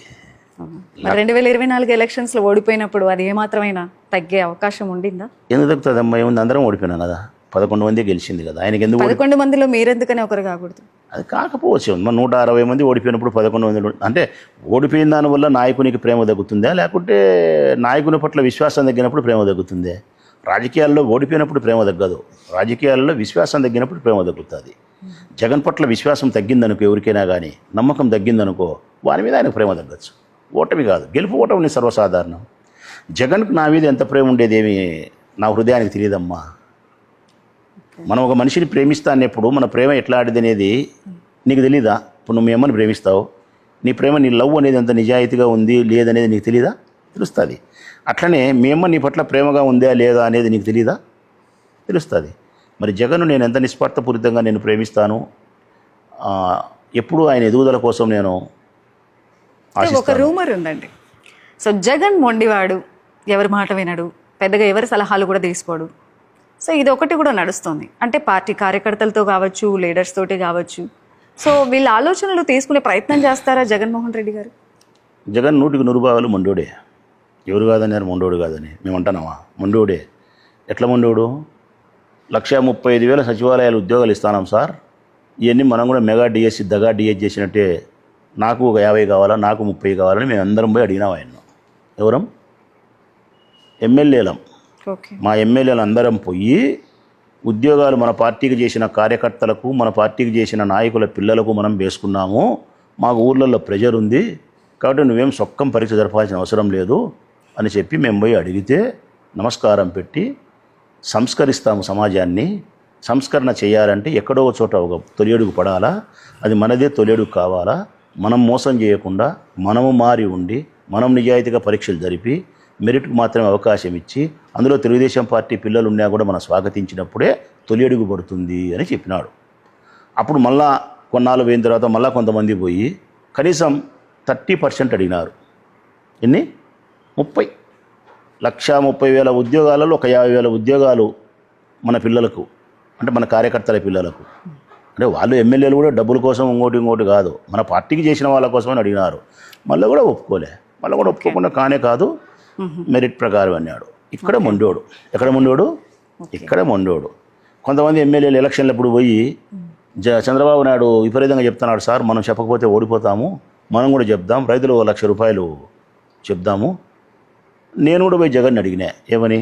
డాక్రా రుణాలు మాఫీ చేద్దాము, పెన్షన్ 4,000 రూపాయలు ఇస్తాం మనము, ఈ రెండు మనం చెప్తే కానీ మనం గెలవడానికి సులభంగా ఆస్కారం ఉంటుంది, లేకపోతే మనం దెబ్బతింటామని చెప్పి నేను కూడా జగన్ చెప్పిన.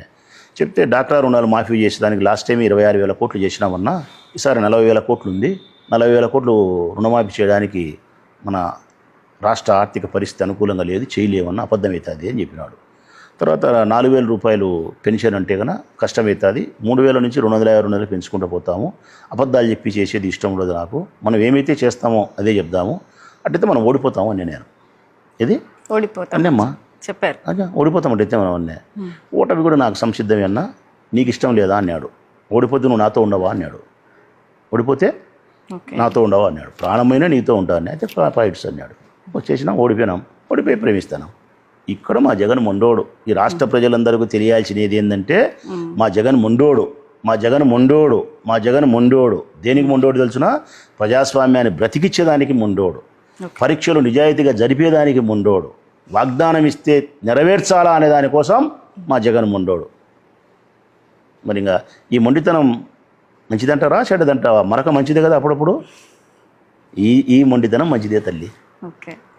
మరి ప్రొద్దుటూరు ప్రస్తుతం ఎమ్మెల్యే నంద్యాల వరదరాజుల రెడ్డి గారితో, సో ఆయన పరిపాలన పట్ల ప్రొద్దుటూరు యొక్క ప్రజల యొక్క క్షేమం గురించి ప్రస్తుతం ఉన్నటువంటి పరిపాలన ఏ రకంగా సాగుతుందంటారు? మా దురదృష్టం, ప్రొద్దుటూరు నియోజకవర్గ ప్రజల దురదృష్టం ఏంటంటే కనుక 85 సంవత్సరాల వయసు కలిగిన వ్యక్తిని ఎన్నుకోవడమే.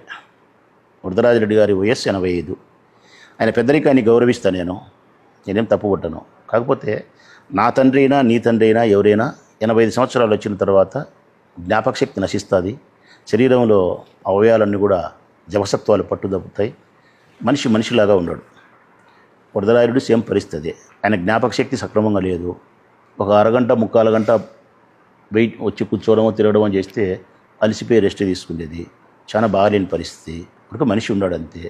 కాబట్టి ఆయన ఈ ప్రొద్దుటూరు నియోజకవర్గానికి అభివృద్ధి చేయడానికో, లేకుంటే ఈ ప్రొద్దుటూరులో ఉండే అసాంఘిక కార్యకలాపాలు రూపుమాపడానికో, లేకుంటే మరొకటి రాజకీయంగా చేయాల్సిన పనుల కోసం అంటే కూడా తన శరీరాన్ని తను కాపాడుకునేదానికి సరిపోయే వయసులో ఆయన ఉన్నాడు.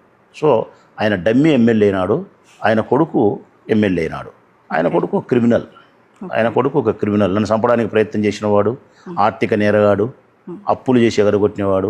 కాబట్టి బాగలేదు ప్రొద్దుటూరు పరిస్థితి, పూర్తిగా బాగలేదు. ప్రొద్దుటూరు పట్టణ ప్రజల యొక్క దురదృష్టం వరదరాజరెడ్డిని ఎన్నుకోవడం. ప్రజలకు ఏం సలహా ఇస్తారు ఈ విషయంలో? నేను ఎప్పుడు ప్రజలకు లాస్ట్ టైం కూడా చెప్పినానమ్మా, 80 ఏళ్ళు 90 ఏళ్ళు వచ్చిన వాళ్ళకి ఓట్లు వేసి ఎన్నుకోవడం వల్ల ఎటువంటి పరిస్థితులు జరుగుతాయి. రేపు రాజ్యములు 80 ఏళ్ళలో పోటీ పెట్టినా కానీ ఓడించండి అని చెప్పినా. సాధ్యమంత వరకు యువతకు ఎక్కువ అవకాశం ఇవ్వాలా, మంచి వాళ్ళకి అవకాశం ఇవ్వాలా, వాగ్దానం ఇచ్చిన తర్వాత నెరవేర్చేవానికి అవకాశం ఇవ్వాలా, అభివృద్ధి ఇచ్చిన వానికి చేయాలా, మానవత్వాన్ని ప్రదర్శించిన వానికి చేయాలా, ప్రజలకు అందుబాటులో ఉండేవానికి ఓటు వేయాలా, ప్రజలను తన ఇంటి కుటుంబ సభ్యులుగా భావించేవానికి ఓటు వేయాలా. ఒక్క మాటలో చెప్పాలంటే మీలో ఒకడై ఉండి మీ మేలు కోరేవానికి మీరు ఓటు వేయాలి. అది రాచముళ్ళు అయితే ఓటు వేయి, అది రాచముళ్ళు కాకపోతే తిరస్కరించు అని చెప్తున్నాం మేము. మీ తర్వాత వారసత్వంగా మీ బిడ్డలు రాజకీయాల్లోకి వస్తారా, లేకపోతే మీ అన్న కొడుకు రాజకీయాల్లోకి వస్తారా? జనరల్గా మన సైడ్ అయితే మాత్రం ఆడపిల్లలు పెద్దగా రాజకీయాల్లోకి వచ్చే సిస్టమ్ అయితే లేదు. అట్లని నువ్వు మళ్ళీ దాన్ని నేను అంటే కనుక మళ్ళీ నువ్వు వెనకమ్మడి ఇంకో ప్రశ్న కూడా వేస్తావు. నువ్వు ఆడపిల్లవి కాబట్టి ఒక సమస్య నీతో, అంటే ఆడపిల్లలు రాజకీయాలు చేయకూడదా? అబ్సల్యూట్లీ లేదు. అట్లా ఆడపిల్లల విషయంలో పక్షపాతిని నేను. నేను ఇద్దరు నా బిడ్డలు నాకు. తర్వాత మూడో సంతానం కోసం ఉండమని చెప్పి చాలామంది మా బంధువులు మా కుటుంబ సభ్యులు చెప్తే మగపిల్లవాని కోసం నేను తిరస్కరించిన వాడిని. ఏం ఆడపిల్లల సంతానం కాదా? ఆడపిల్లలు ఏం మగపిల్లలు చేసే పని ఆడపిల్లలు చేయరా? అమ్మను నాయన్ని ప్రేమగా చూసుకోరా? కాబట్టి ఏం అవసరం లేదు, నాకు కూతుర్లు అంటేనే ఇష్టం అని చెప్పిన నా ఇద్దరి బిడ్డలతోనే నేను పులి స్టాప్ అక్కడికి, నా భార్య ఆపరేషన్, హ్యాపీ. నేను ఆడపిల్లల పక్షపాతిని. స్త్రీల యొక్క స్వేచ్ఛకు, స్త్రీల యొక్క ఆర్థిక స్వాతంత్రానికి చాలా ఎక్కువ గౌరవిస్తా. అందుకే నా బిడ్డలు రాజకీయాల్లోకి వచ్చి నేను పోటీ చేస్తాను అని అనుకుంటే కనుక స్వాగతిస్తా, తప్పే లేదు. ఖచ్చితంగా ప్రోత్సహిస్తారా? ఖచ్చితంగా ప్రోత్సహిస్తాను. నా బిడ్డలను అడిగినా అమ్మ, నేను నీకు రాజకీయాలంటే ఇష్టమా తల్లి అని. పెద్ద కూతురు అడిగినా చిన్న కూతురు అడిగినా వాళ్ళకి ఇష్టం లేదు అన్నారు, ఆసక్తి లేదు అన్నారు. ఏం ఆసక్తి ఉంది అని అడిగినా నేను. నా భర్త, నా కుటుంబము, వ్యాపారము, మా డబ్బు, హ్యాపీగా ఎంజాయ్. ఈ టెన్షన్ లైఫ్ అంతా వద్దు నాకు. సో మీ అన్న కుమారుడికి రాజకీయంగా ఎటువంటి అనుభవం అయినా ఉందా? మా ఆయన వాడిని అడిగినా నేను, నీకైనా ఇష్టం ఉందే నాయనా లేదా అని చెప్పి. మా అన్న కొడుకును, నీకైనా ఇష్టం ఉందే లేదా, మీ చెల్లెళ్లకు ఇష్టం లేదంటున్నారు, నీకైనా ఇష్టం ఉందే లేదా అంటే వాడు నాకు ఇష్టమే ఉందని చెప్పినాడు. రాజకీయాల పట్ల నాకు ఆసక్తి ఉంది, ఇష్టమైంది. అయితే చదువుకొని నేను పూర్తి ఎంఎస్ చేసి ఎంబీఏ చేసి ఉద్యోగం చేసి పెళ్లి చేసుకొని అదంతా కార్యక్రమం జరిగిన తర్వాత నేను రాజకీయాల్లోకి రావాలంటే అని చెప్పినాడు. మాకు కూడా చదువుకున్న తర్వాత వాడంతా సెటిల్ అయిన తర్వాత రాజకీయాలకు రావాలనేది కోరిక. మీరు ఏమైనా మెలకువలు నేర్పిస్తున్నారా? రాజకీయాలలో ఎవరికి మెలకువలు నేర్పించేది ఏమీ లేదు. ఇలా ఉంటుంది రాజకీయం, ఇలా ఇది అవసరం లేదు అంటే కొంతమంది పాలిటిక్స్లోకి రావాలంటే ఫ్యామిలీ మెంబర్స్, అరే వద్దురా బాబు దీంట్లోకి ఎందుకు దిగుతావు, హ్యాపీగా లైఫ్ని లీడ్ చేయని చెప్పే పొలిటికల్ లీడర్స్ కూడా ఉన్నారు. అయితే మీరు మీ అన్నగారి కొడుకుని ఈ రాజకీయంలోకి వస్తాను అంటే మీరు అసలు ఎలా ఫీల్ అవుతున్నారు? మెలకువలు అన్నావు కాబట్టి చెప్తా. నువ్వు బురదగుంటలో పడతావు, పన్నే అట్నే ఉంటావమ్మా, ఉండవు కదా. దాన్ని శుభ్రం ఎట్లా చేసుకోవాలో అట్లా చేసుకుంటావు. రాజకీయ జీవితం కూడా ఏంటంటే కన్నా ప్రతిరోజు నువ్వు ప్రయాణం చేస్తూ వస్తే అదే నీకు పాఠాలు నేర్పుతుంది. ఆ అనుభవమే నీకు ఒక్కొక్క రోజు ఒక పాఠం ఎత్తాది నేర్పిస్తుంది, నాకైనా నీకైనా. కాబట్టి కొత్తగా చెప్పేది ఏం లేదమ్మా, ప్రతిరోజు ప్రజా జీవితంలో ఉండాలా, ప్రతిరోజు రాజకీయ జీవితంలో ప్రయాణం చేస్తూ ఉంటే ఒక 5 ఏళ్ళకు 10 ఏళ్ళ కల్లా అన్ని విషయాలు నేర్చుకుంటాడు. కాకపోతే వెనకాల మాలాంటి పెద్దలు ఉన్నప్పుడు ప్రతిరోజు ఇంట్లో భోజనం చేసేటప్పుడు, ప్రతిరోజు బ్రేక్ఫాస్ట్ టైంలోనో రాత్రి పూటనో ఒక అరగంటో గంటో నేటి విశేషాలు ఏదైనా మాట్లాడినప్పుడు రాజకీయాలు ఎట్లుండాలా, కార్యకర్తలు ఎట్లుండాలా, నాయకులు ఎట్లుండాలా, పార్టీ హైకమాండ్ ఎట్లుండాలా, మనం ఏదైనా ఒక మాట మాట్లాడేటప్పుడు రాజకీయాలు ఎంత జాగ్రత్తగా మాట్లాడాలా, పెదవి దాటి మాట వస్తే నాయకునికి ఎంత ప్రమాదము, అది అమలు పరచడానికి ఎంత కష్టంగా ఉంటుంది. కాబట్టి కొద్దిగా జాగ్రత్తగా ఆలోచించి మన బొడ్డు దగ్గర దాచిపెట్టుకునే మాటను నోట్లోకి రావాలంటే 1-2 సార్లు ఆలోచించుకొని మనం మాట్లాడాలా. ఒక మనిషికి మాట ఇస్తే నిలబడాలా, నమ్మిన కార్యకర్తల కోసం ప్రాణమే ఇయ్యాలా, స్వార్థాన్ని తగ్గించుకోవాలా, జనం కోసం బతికేది నేర్చుకోవాలా, నమ్మిన మనుషుల కోసం బతికేది నేర్చుకోవాలా. ఇవన్నీ మెల్లిమెల్లిగా చెప్తా వస్తుంటాం. అతను చూస్తూ వస్తుంటాడు, నేర్చుకుంటాడు 10 ఏళ్ళకి. అంతే. అన్నిటికంటే ప్రధానమైంది తల్లి, ఇష్టం ఉందా లేదా అనేది ప్రధానమైంది. ఏదో సామెత మన పెద్దోళ్ళు చెప్పినట్టు ఇష్టం లేని సంసారం కష్టంగా ఉంటుందే ఉండదా? 3 పిల్లల సంసారమే కష్టంగా ఉంటుంది, ఇంకా రాజకీయం ఉండదా? కాబట్టి ఇష్టం ఉండాలా. వాడిని కూడా మేము అడిగినాం, ఇష్టం అంటే వాడు ఇష్టం అని చెప్పినాడు. ఇష్టమైతే వెల్కమ్. పాలిటిక్స్లో ఇంత యాక్టివ్గా ఉండే మీరు, మీ అన్నగారికి ఎందుకని పాలిటిక్స్ పట్ల ఇంట్రెస్ట్ రాలేదు? మా అన్న గురించి చెప్పాలంటే నీకు మళ్ళీ 2 నిమిషాలు చెప్పాలా, ఓపిక ఉండాలా నీకు. మా అన్న పల్లకి మోయడానికి పుట్టినాడు, తమ్ముడు పల్లకి ఎక్కడానికి పుట్టినాడు. అంటే తమ్ముడిని పల్లకి ఎక్కించి తను పల్లకి మోయడానికి సిద్ధపడినాడు ఆయన. తను పల్లకి ఎక్కాలనుకోలే, నా తమ్ముడు పల్లకి ఎక్కాలా, నా తమ్ముని పల్లకీని నేను మోస్తా అని చెప్పి నన్ను ఎమ్మెల్యే చేసేంత వరకు పల్లకి ఆయన మోసినాడు. ఆయన సంపాదించిన డబ్బుతోనే రాజకీయం చేసిన, ఆయన ఇచ్చిన సలహాలతోనే రాజకీయం చేసిన, ఆయన చెప్పిన ధర్మ మార్గాల్నే పాటించిన. అన్నిటికంటే మించి నాకు మా ఆయన చెప్పినది గొప్పది ఏంటంటే కనుక నైతిక బలాన్ని కలిగి ఉండడానికి ఎంత ధైర్యం ఇవ్వాలో అంత ధైర్యం ఇచ్చినాడు. నేను లొంగిపోకుండా ఓటమి చెందినప్పుడు కానీ, నా మీద హత్యా ప్రయత్నం జరిగినప్పుడు కానీ, మన డబ్బు పోయి ఆర్థికంగా అప్పుల్లో ఉన్నప్పుడు కానీ, ప్రతి సందర్భంలోనూ నా మానసిక ధైర్యము దెబ్బ తినకుండా అత్యంత నన్ను బలవంతుని చేయడానికి ఉపయోగపడిన ఏకైక నా గ్రంథం ఏంటంటే మా అన్న. ఓకే, నా ప్రాణం అంతా మాయల పకిరి పానం చిలకలో ఉన్నట్టు నా పానం అంతా ఏడుందంటే కనుక మా అన్నలో ఉంది. ఓకే. కాబట్టి ఆయన పల్లకి మోయడానికి పుట్టినాడు తల్లి, తమ్ముడిని పల్లకి ఎక్కించేదానికి ఆయన పుట్టినాడు తల్లి. ఓకే. కాబట్టి ఇంతకంటే ఏం చెప్పలేను. గొప్ప అన్న. నేను గొప్ప తమ్ముడినో కాదో నాకు తెలియదు, కానీ మా అన్నవాడు గొప్ప అన్న. రాచమల్లు శివప్రసాద్ రెడ్డి మాట కోసం నిలబడతారు, ప్రజల కోసం ఎంత దాకైనా వెళతారు, ప్రాణం వరకు వస్తే దేనికైనా తెగిస్తారు. సో ప్రజలకి నిరంతరం అందుబాటులో ఉంటూ వాళ్ళ సమస్యల్ని పరిష్కరిస్తూ ఇంత యాక్టివ్గా ఉండే మీరు ఏం ఆశించకుండానే ప్రజలకి సేవ చేస్తున్నారు. ఎందుకుంటుంది తల్లి? ఏం ఆశించకుండా నేను ప్రజలకు సేవ చేస్తానంటే నేను దొంగనా కొడుకున్నాను. అబద్ధం మాటలు అవన్నీ. అట్టటి అబద్ధం మాటలు రాచమల్లు చెప్పాడు. చాలా నిజాయితీగా మాట్లాడు. ఏం ఆశించారు? రాచమల్లు ప్రజా జీవితంలోకి వచ్చేదానికి కారణం రెండు కారణాలు. ఎవరు నమ్మినా నమ్మకపోయినా సత్యం ఇది. మొదటిది మానవత్వం, రెండు కీర్తి ప్రతిష్టలు. నువ్వు ఆశించిన ప్రశ్నకు సమాధానం, నేను ఆశించే ప్రతిఫలం ఏంటంటే కనుక కీర్తి. సో మంచి కోసం ఎక్కడి దాకైనా నిలబడతారు. కీర్తి కావాలా. మానవత్వం నా మొదటిది. అంటే ఎవరైతే కష్టంలో ఉండారో, ఎవరైతే బలహీనంగా ఉండారో, ఎవరైతే బాధలో ఉండారో, ఎవరైతే ఆకలితో ఉండారో అట్టి మనుషులను హక్కున చేర్చుకోవడము, వారికి నేను ప్రేమను ఇవ్వడము, సహాయపడము, రిలాక్సేషన్ ఇవ్వడము, అని కష్టంలోంచి గడ్డకు తీసుకురావాలి. అదే మానవత్వం. మానవత్వాన్ని మించినటువంటి సంపద ఏముంది తల్లి? ప్రపంచంలో అన్నిటికంటే గొప్పది సంపద. సంపదని మించింది జ్ఞానం, జ్ఞానాన్ని మించినది మానవత్వం, మానవత్వాన్ని మించింది దైవత్వమే, ఏమీ లేదు. కాబట్టి నేను నమ్మిన సిద్ధాంతం మానవత్వం. మానవత్వం అంటే ఏందన్నా అని అడుగుతావు. ఏమో తల్లి మానవత్వం అంటే ప్రేమ, జాలి, కరుణ, దయ, క్షమ. నేను నిన్ను ప్రేమించాలా, ఆ అబ్బాయిని ప్రేమించాలా, ఆ అబ్బాయి కష్టంలో ఉన్నాడు, జాలి చూపాలా, దయ చూపాలా. అబ్బాయి ఏదైనా తప్పుగా నన్ను మాట్లాడినాడు, క్షమించగలగాల. ఏ మనిషినైనా ఒక మనిషి ప్రేమించగలిగితే, సేవ చేయగలిగితే, జాలి, దయ, కరుణ చూపగలిగితే, క్షమించగలిగితే అంతకు మించింది ఏమీ లేదు. అదే మానవత్వం. నేను ఆ లక్షణాలను నమ్మినే మానవత్వం. ఇంకా దీని ప్రతిఫలం ఏందన్నా మీరు ఆశించేది అని అడిగినావు. నేను ప్రతిఫలం ఆశించకుండా చేయలేదు, ప్రతిఫలం ఆశిస్తాను. ఆ ప్రతిఫలమే కీర్తి ప్రతిష్టలు. నేను మరణించిన తర్వాత నా కోసం కొన్ని లక్షల మంది, కొన్ని వేల మంది ఈ నియోజకవర్గంలో ఉండేవాళ్ళు, ఈ జిల్లాలో ఉండేవాళ్ళు నా కోసం కన్నీళ్లు పెట్టగలిగితే చాలు, నా జన్మ చరితార్థం. నేను మరణించిన తర్వాత నా భార్యను, నా పిల్లలను ఈ ఊరి ప్రజలు రెండు చేతులెత్తి నమస్కరించి గౌరవించగలిగితే చాలు.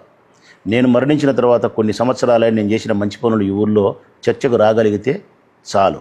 నా వంశం, నా కుటుంబం నా ఫోటోను బలంగా పైన పెట్టుకొని, ఇదిగో మీ అబ్బా, ఇదిగో మీ తాత ఇంత మంచి పనులు చేసినాడు, ఇంత గౌరవాన్ని ఇచ్చినాడు అని నా తర్వాత వచ్చే నా భావి తరాలకు నా కుటుంబ సభ్యులు చెప్పగలిగినంత స్థితికి నేను ఎదగలిగితే గన ఆ శివపార్వతులకు ధన్యవాదాలు.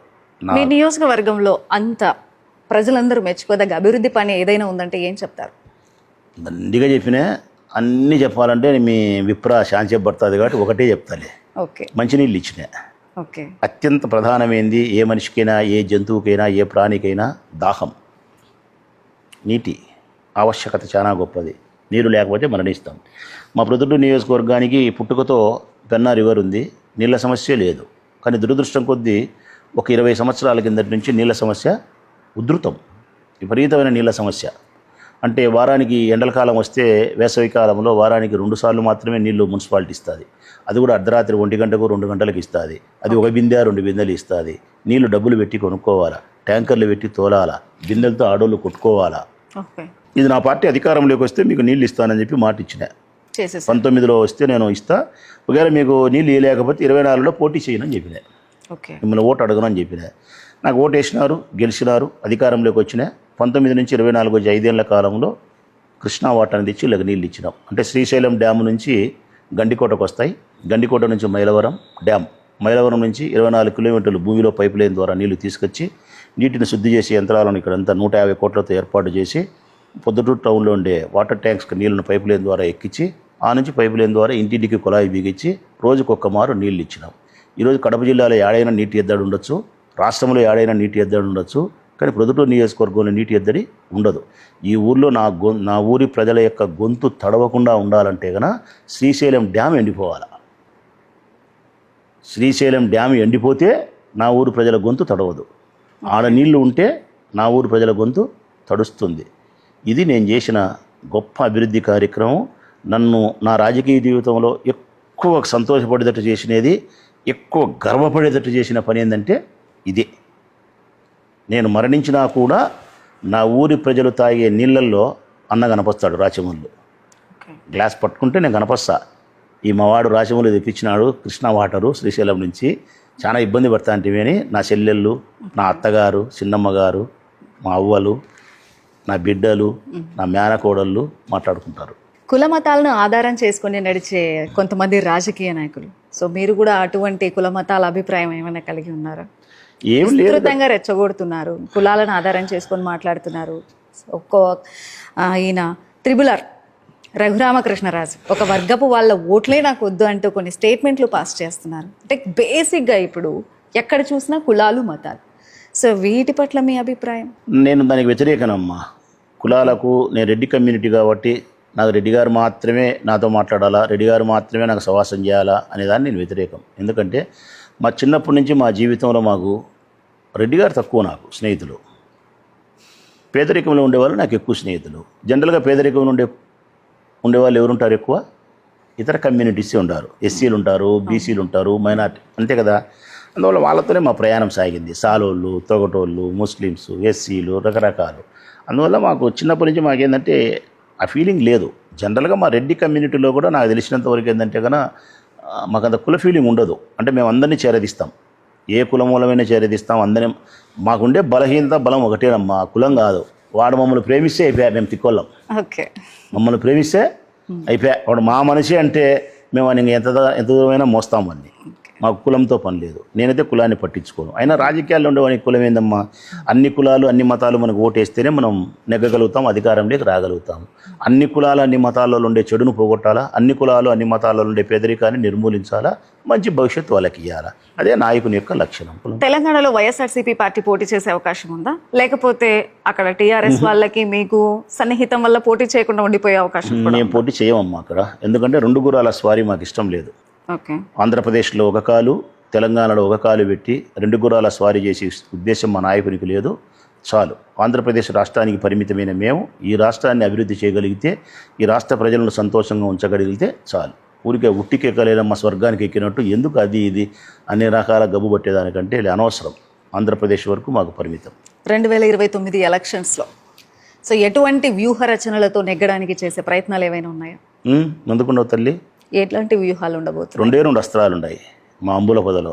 2 ఒకటి పాశుపతాస్త్రం, ఒకటి బ్రహ్మాస్త్రం. ఆ 2 అస్త్రాలలో మొదటి అస్త్రం, చంద్రబాబు నాయుడు ఏం తప్పులైతే ఇప్పుడు చేసినాడో, ప్రజలకు వాగ్దానం ఇచ్చి నెరవేర్చకుండా ఏ తప్పులైతే చేసినాడో ఆయన తప్పులను ప్రజలకు చెప్పడం. అర్థమైంది కదమ్మా? మరి 2వది, మేము ఏమి తప్పులు చేసి ఓడిపోయినామో అవి సరిదిద్దుకొని ప్రజల దగ్గరికి పోవడం. మేము తప్పులు చేసినాం, అందుకే మా తప్పును సరిదిద్దుకొని ప్రజల దగ్గరికి పోవడమే మా వ్యూహం. చంద్రబాబు నాయుడు చేసిన తప్పులను చెప్పడమే మా అస్త్రం. ఈ 2 అస్త్రాలతో మేము ప్రజల దగ్గరికి పోగలిగితే తప్పనిసరిగా మా వైఎస్ఆర్ కాంగ్రెస్ పార్టీ నాయకులందరూ గెలుస్తారు, ఇబ్బంది లేదు. మేమేమి తప్పు చేయలే, అన్నీ వాళ్ళే చేసినారు, అంతా ప్రజలే తప్పు చేసినారు, మంది ఒకటి కూడా తప్పు లేదనుకుంటే నేను వ్యతిరేకిస్తాను. ఓకే, చివరిగా ఒక ప్రశ్న. ఇప్పుడున్నటువంటి పరిస్థితులను బట్టి 2029లో వచ్చే ఎలక్షన్స్లో మీ ప్రొద్దుటూరు నియోజకవర్గ ప్రజలకు మీరు విప్రా టీవీ ద్వారా చెప్పాలంటే ఏం చెప్తారు? ప్రొద్దుటూరు నియోజకవర్గాన్ని 5 సంవత్సరాల అధికారాన్ని నాకు ఇచ్చిన సందర్భంలోనే ఎంత అభివృద్ధి చేసినానో, ఎంత సంక్షేమాన్ని ఇవ్వగలిగినామో ప్రజలందరూ మీరు చూడగలిగినారు. ప్రజలారా, ఎక్కడేసిన గొంగలి అక్కడే అభివృద్ధి ఆగిపోయింది ఈ 2 సంవత్సరాల కాలంలో. మరో 3 సంవత్సరాలు ఈ శాపం మనల్ని వెంటాడుతుంది, ఇట్నే ఉంటుంది, భరిద్దాం. కానీ 2029లో అయినా కానీ వాస్తవ సత్యాన్ని మీ మనోనేత్రంతో చూడగలిగితే గన మళ్ళీ ఈ రాచమల్లన్న మీకు అవసరము, అభివృద్ధికి, సంక్షేమానికి, మీ కుటుంబ సభ్యునిగా, మీ పెద్ద కొడుకుగా మాకు అన్న ఉండాలని మీరు అనుకొని నాకు మళ్ళీ మీరు అవకాశం ఇవ్వగలిగితే, వైఎస్ఆర్ కాంగ్రెస్ పార్టీకి అవకాశం ఇవ్వగలిగితే, ఎక్కడ మన అభివృద్ధి 2019లో ఆగిపోయిందో, 24లో ఎక్కడ ఆగిపోయిందో అక్కడి నుంచి మళ్ళీ 2029లో మనం ప్రారంభించుకున్నాం. ఇంకా శరవేగంతో ముందుకు ప్రొద్దుటూరు పట్టణాన్ని నాగరికత వైపు తీసుకుపోదాం. ఓకే, చూడటానికి చాలా గంభీరంగా కనపడుతున్నారు రాచమల్లి శివప్రసాద్ రెడ్డి గారు. సో లోపల ఉన్న ఓపిక వేరే, బట్ పైకి కనిపించే రూపం మాత్రం చాలా అగ్రెసివ్గా మీరు ఇచ్చే బోల్డ్ స్టేట్మెంట్స్. బట్ మీకు ప్రజలకు ఆ ర్యాప్ ఉందంటారా? చాలా ఉంది తల్లి. నా నెంబరు మీరు చెప్తే నెంబరు ప్రొద్దుటూరులో ఉండే నా చెల్లెల దగ్గర నా ఫోన్ నెంబర్ కనీసం అంటే ఒక 20,000 మంది దగ్గర ఉంటుంది. ఓకే, 20,000 మంది నా చెల్లెల దగ్గర నా నెంబర్ ఉంటుంది. అంటే నాకు ఫోన్లు చేస్తారు, వాళ్ళ ఏ కష్టం వచ్చినా అన్న అని చేయగలుగుతారు. చాలా నాతో ఫ్రీగా ఉంటారు, చాలా స్వేచ్ఛగా ఉంటారు, చాలా గట్టిగా మాట్లాడతారు, చాలా గట్టిగా కొట్లాడతారు. ఇంట్లోకి వచ్చి వాళ్ళే కాఫీ చేసుకొని తాగి నాకు కొంత కాఫీ పోసిపోతారు, నా భార్యతో మాట్లాడతారు. వాళ్ళ ఆర్థిక కష్టాలు, ఇబ్బందులు, ఇంకా నేను బోల్డ్గా చెప్పాలంటే వాళ్ళ భర్తతో ఉండే సమస్యలు, వాడు కొట్టినా, తిట్టినా, రంపు చేసినా అన్నీ చెప్తారు. ఇట్లా చేస్తానాడన్నా, అట్లన్నా, ఇట్లన్నా అని చెప్పి. కాబట్టి నాతో ప్రజలు చాలా బాగుంటారు, ప్రజలతో నేను చాలా బాగుంటా. అసలు ప్రజలకు నన్ను చూస్తే భయమే లేదు. ఓకే, చివరిగా రాచమల్లి శివప్రసాద్ రెడ్డి గారు అంటే బోల్డ్ స్టేట్మెంట్స్కి నిజంగా చాలా ఇప్పుడున్న కాలంలో ట్రెండింగ్లో ఉంటున్నారు. సో ఫ్యూచర్లో ఇది ఏమన్నా మార్చుకునే ప్రయత్నం చేస్తారా మీరు కానీ మీ పార్టీ వాళ్ళు కానీ? నేను మార్చుకొని తల్లి, నేను ఎట్లా పుట్టానో అట్నే చచ్చిపోతా, ఇదే కంటిన్యూ చేస్తారు. నేను ఎట్లా పుట్టినానో, ఎట్లా పెరిగినానో, ఎట్లా చేసినానో అట్నే ఉంటా, అట్నే మాట్లాడతా, అట్టే సంతోషంగా బ్రతుకుతా. పార్టీ సైడ్ నుండి కూడా మీకు ఎవరు చెప్పే ప్రయత్నం చేయలేదు? మాట్లాడడం వల్ల పార్టీకి నేనేం నష్టం చేసినా చెప్పు, నేనేం లాభం చేసిన, ఏం నష్టం చేసిన? అలాంటి స్టేట్మెంట్స్ అవతల ఎవరినైనా గాయపరచవచ్చు, లేకపోతే ఏం తప్పు చేసినా నన్ను చెప్పడానికి, నేను అసలు నీకు చెప్పాలంటే కానీ నేను వారం ఒక 10 రోజులు నేను స్టేట్మెంట్ ఇవ్వకపోతే నా పార్టీ పైనుంచి నన్ను నడుస్తుంది. ఏమని ఎందుకు ఇవ్వలేదు? 10 రోజులు ఏంది, రాచమల్లి ఏం మాట్లాడలే, ఒక స్టేట్మెంట్ ఇవ్వలేదు, ఏం ఉండాడా లేడా, మంచి ఏం చెడ్డాం, ఖచ్చితంగా వారంలో 2 సార్లు ఆయన మాట్లాడాల్సిందే అంటారు నన్ను. సో మీ ఆ స్టైల్ అనేది అలాగనే మెయింటైన్ చేస్తున్నారు. నా పార్టీ నన్ను ఎక్కువ ప్రోత్సహిస్తుంది, నన్ను ఎక్కువ ఇష్టపడుతుంది, గౌరవిస్తుంది. మా పార్టీలో కార్యకర్తలు కానీ, నాయకులు కానీ, పెద్ద నాయకులు కానీ అందరికీ నన్ను చాలా ముద్దుగా చూసుకుంటారు, నన్ను అంత ప్రేమగా చూసుకుంటారు. నేనంటే చాలా ఇష్టం. నేనేం పార్టీకి లాభం చేసేవాడిని, నష్టం చేసేవాడిని కాదు. నేను ఎప్పుడు అన్పార్లమెంట్ లాంగ్వేజ్ వాడను, బూతులు మాట్లాడను, మంచి భాష మాట్లాడతా. కాకపోతే సూటిగా చెప్తా, సూటిగా కఠినంగా చెప్తా సత్యాన్ని. ఏందో విమర్శించేటప్పుడు బూతులు మాట్లాడకపోయినా కూడా బాలకృష్ణ గారిని బాలిగాడు అన్నారు, అసెంబ్లీకి తాగిపోయాడని అన్నారు, మరి ఇవి కూడా అలాంటివే కదా? అదేందమ్మా, దాన్ని ఏమంటారు, బాలిగాడు అన్నా, అసెంబ్లీకి తాగెళ్ళాడు. నేను విజయలక్ష్మిని పట్టుకొని, ఏం తల్లి విజయలక్ష్మి అమ్మ బాగుండావా, అవుకు కదా మీ ఊరు, అమ్మ ఎట్లుంది అంటే, అన్న బాగుండారన్న అట్లా అంట. ఏమే బాగుండావా విజయలక్ష్మి అంటే ఏమంటావు? ఏమి నీ సొయ్యమనవు, ఏమి నీ సొయ్య, ఒకే నా ముందర అనుకుపోయినా పక్కన అంటావా అనవా? అట్లా మాజీ ముఖ్యమంత్రిని పట్టుకొని జగన్మోహన్ రెడ్డిని వాడు సైకో అని అంటే మరి మేము అనమమ్మా? దీన్ని ఏమంటారంటే కన్నా టిట్ ఫర్ ట్యాట్ అంటారు, కుక్క కాటుకు చెప్పుదబ్బా అంటారు. మర్యాద అనేది ఇచ్చి పుచ్చుకోవాలా అంటారు. అప్పటి వరకు ఎప్పుడు మాట్లాడని నేను ఆ ఒక్క సందర్భంలోనే ఆయన మాట్లాడినానంటే కారణం అన్బ్యాలెన్స్డ్ ఏం మాట్లాడలే, నన్ను నేను స్పృహలో ఉండి మాట్లాడినా. కారణం నువ్వు జగన్మోహన్ రెడ్డిని పట్టుకొని, మాజీ ముఖ్యమంత్రిని పట్టుకొని నువ్వు అట్లా మాట్లాడడం తప్పు కాబట్టి నీకు కూడా బుద్ధి రావాలని చెప్పి మాట్లాడినాం. అదే సందర్భంలోనే మేము మాట్లాడకపోతే నీకేదో పెద్దగా భయపడినట్టు మీరు అనుకుంటారు కాబట్టి నీ ప్రభుత్వము, మీ బావ ముఖ్యమంత్రి, నీ అల్లుడు ఇంకొకటి, నీ రెడ్ బుక్ రాజ్యాంగం అన్నీ మర్చి గూట్లో పెట్టుకోవాల్సి మాకు వచ్చిన ఇబ్బంది లేదు. జగన్ను మాట్లాడితే, జగన్ను వాడు అని మాట్లాడితే ఒక్కసారి నువ్వు వాడని ఇప్పుడు చెప్తానా కదా, ఎవరైనా ఈ రాష్ట్రంలో జగన్మోహన్ రెడ్డి గారిని వాడు అని ఒక్కసారి మాట్లాడితే రాచమల్లి ప్రసాద్ రెడ్డి 3 సార్లు మాట్లాడతాడు, వాడు వరే అని మాట్లాడతాడు. ఒక్కసారి జగన్మోహన్ రెడ్డి నీ అమ్మ అంటే కన్నా రాచమల్లి శివప్రసాద్ రెడ్డి నీ అమ్మ నీ అక్క అని 3 సార్లు అంటాడు. మీరు ఆయన జోలికి రాకుండా ఉంటే నేను మాట్లాడను. విమర్శించు, జగన్ను మీరు ఎంత గట్టిగా విమర్శించాలో అంత గట్టిగా విమర్శించు ప్రజాస్వామ్య పద్ధతుల్లో. మేము ప్రజాస్వామ్య పద్ధతుల్లోనే ఏం సమాధానం చెప్పాలనో చెప్తాం. మీరు అన్పార్లమెంట్ లాంగ్వేజ్ జగన్ వాడితే మేము చూస్తే ఎట్టుండాలమ్మా? జగన్ పట్టుకుని సైకి అంటే సైకో అంటే మేము బాలకృష్ణను బాలిగాడని తప్పేమో తల్లి. Okay sir, thank you so much.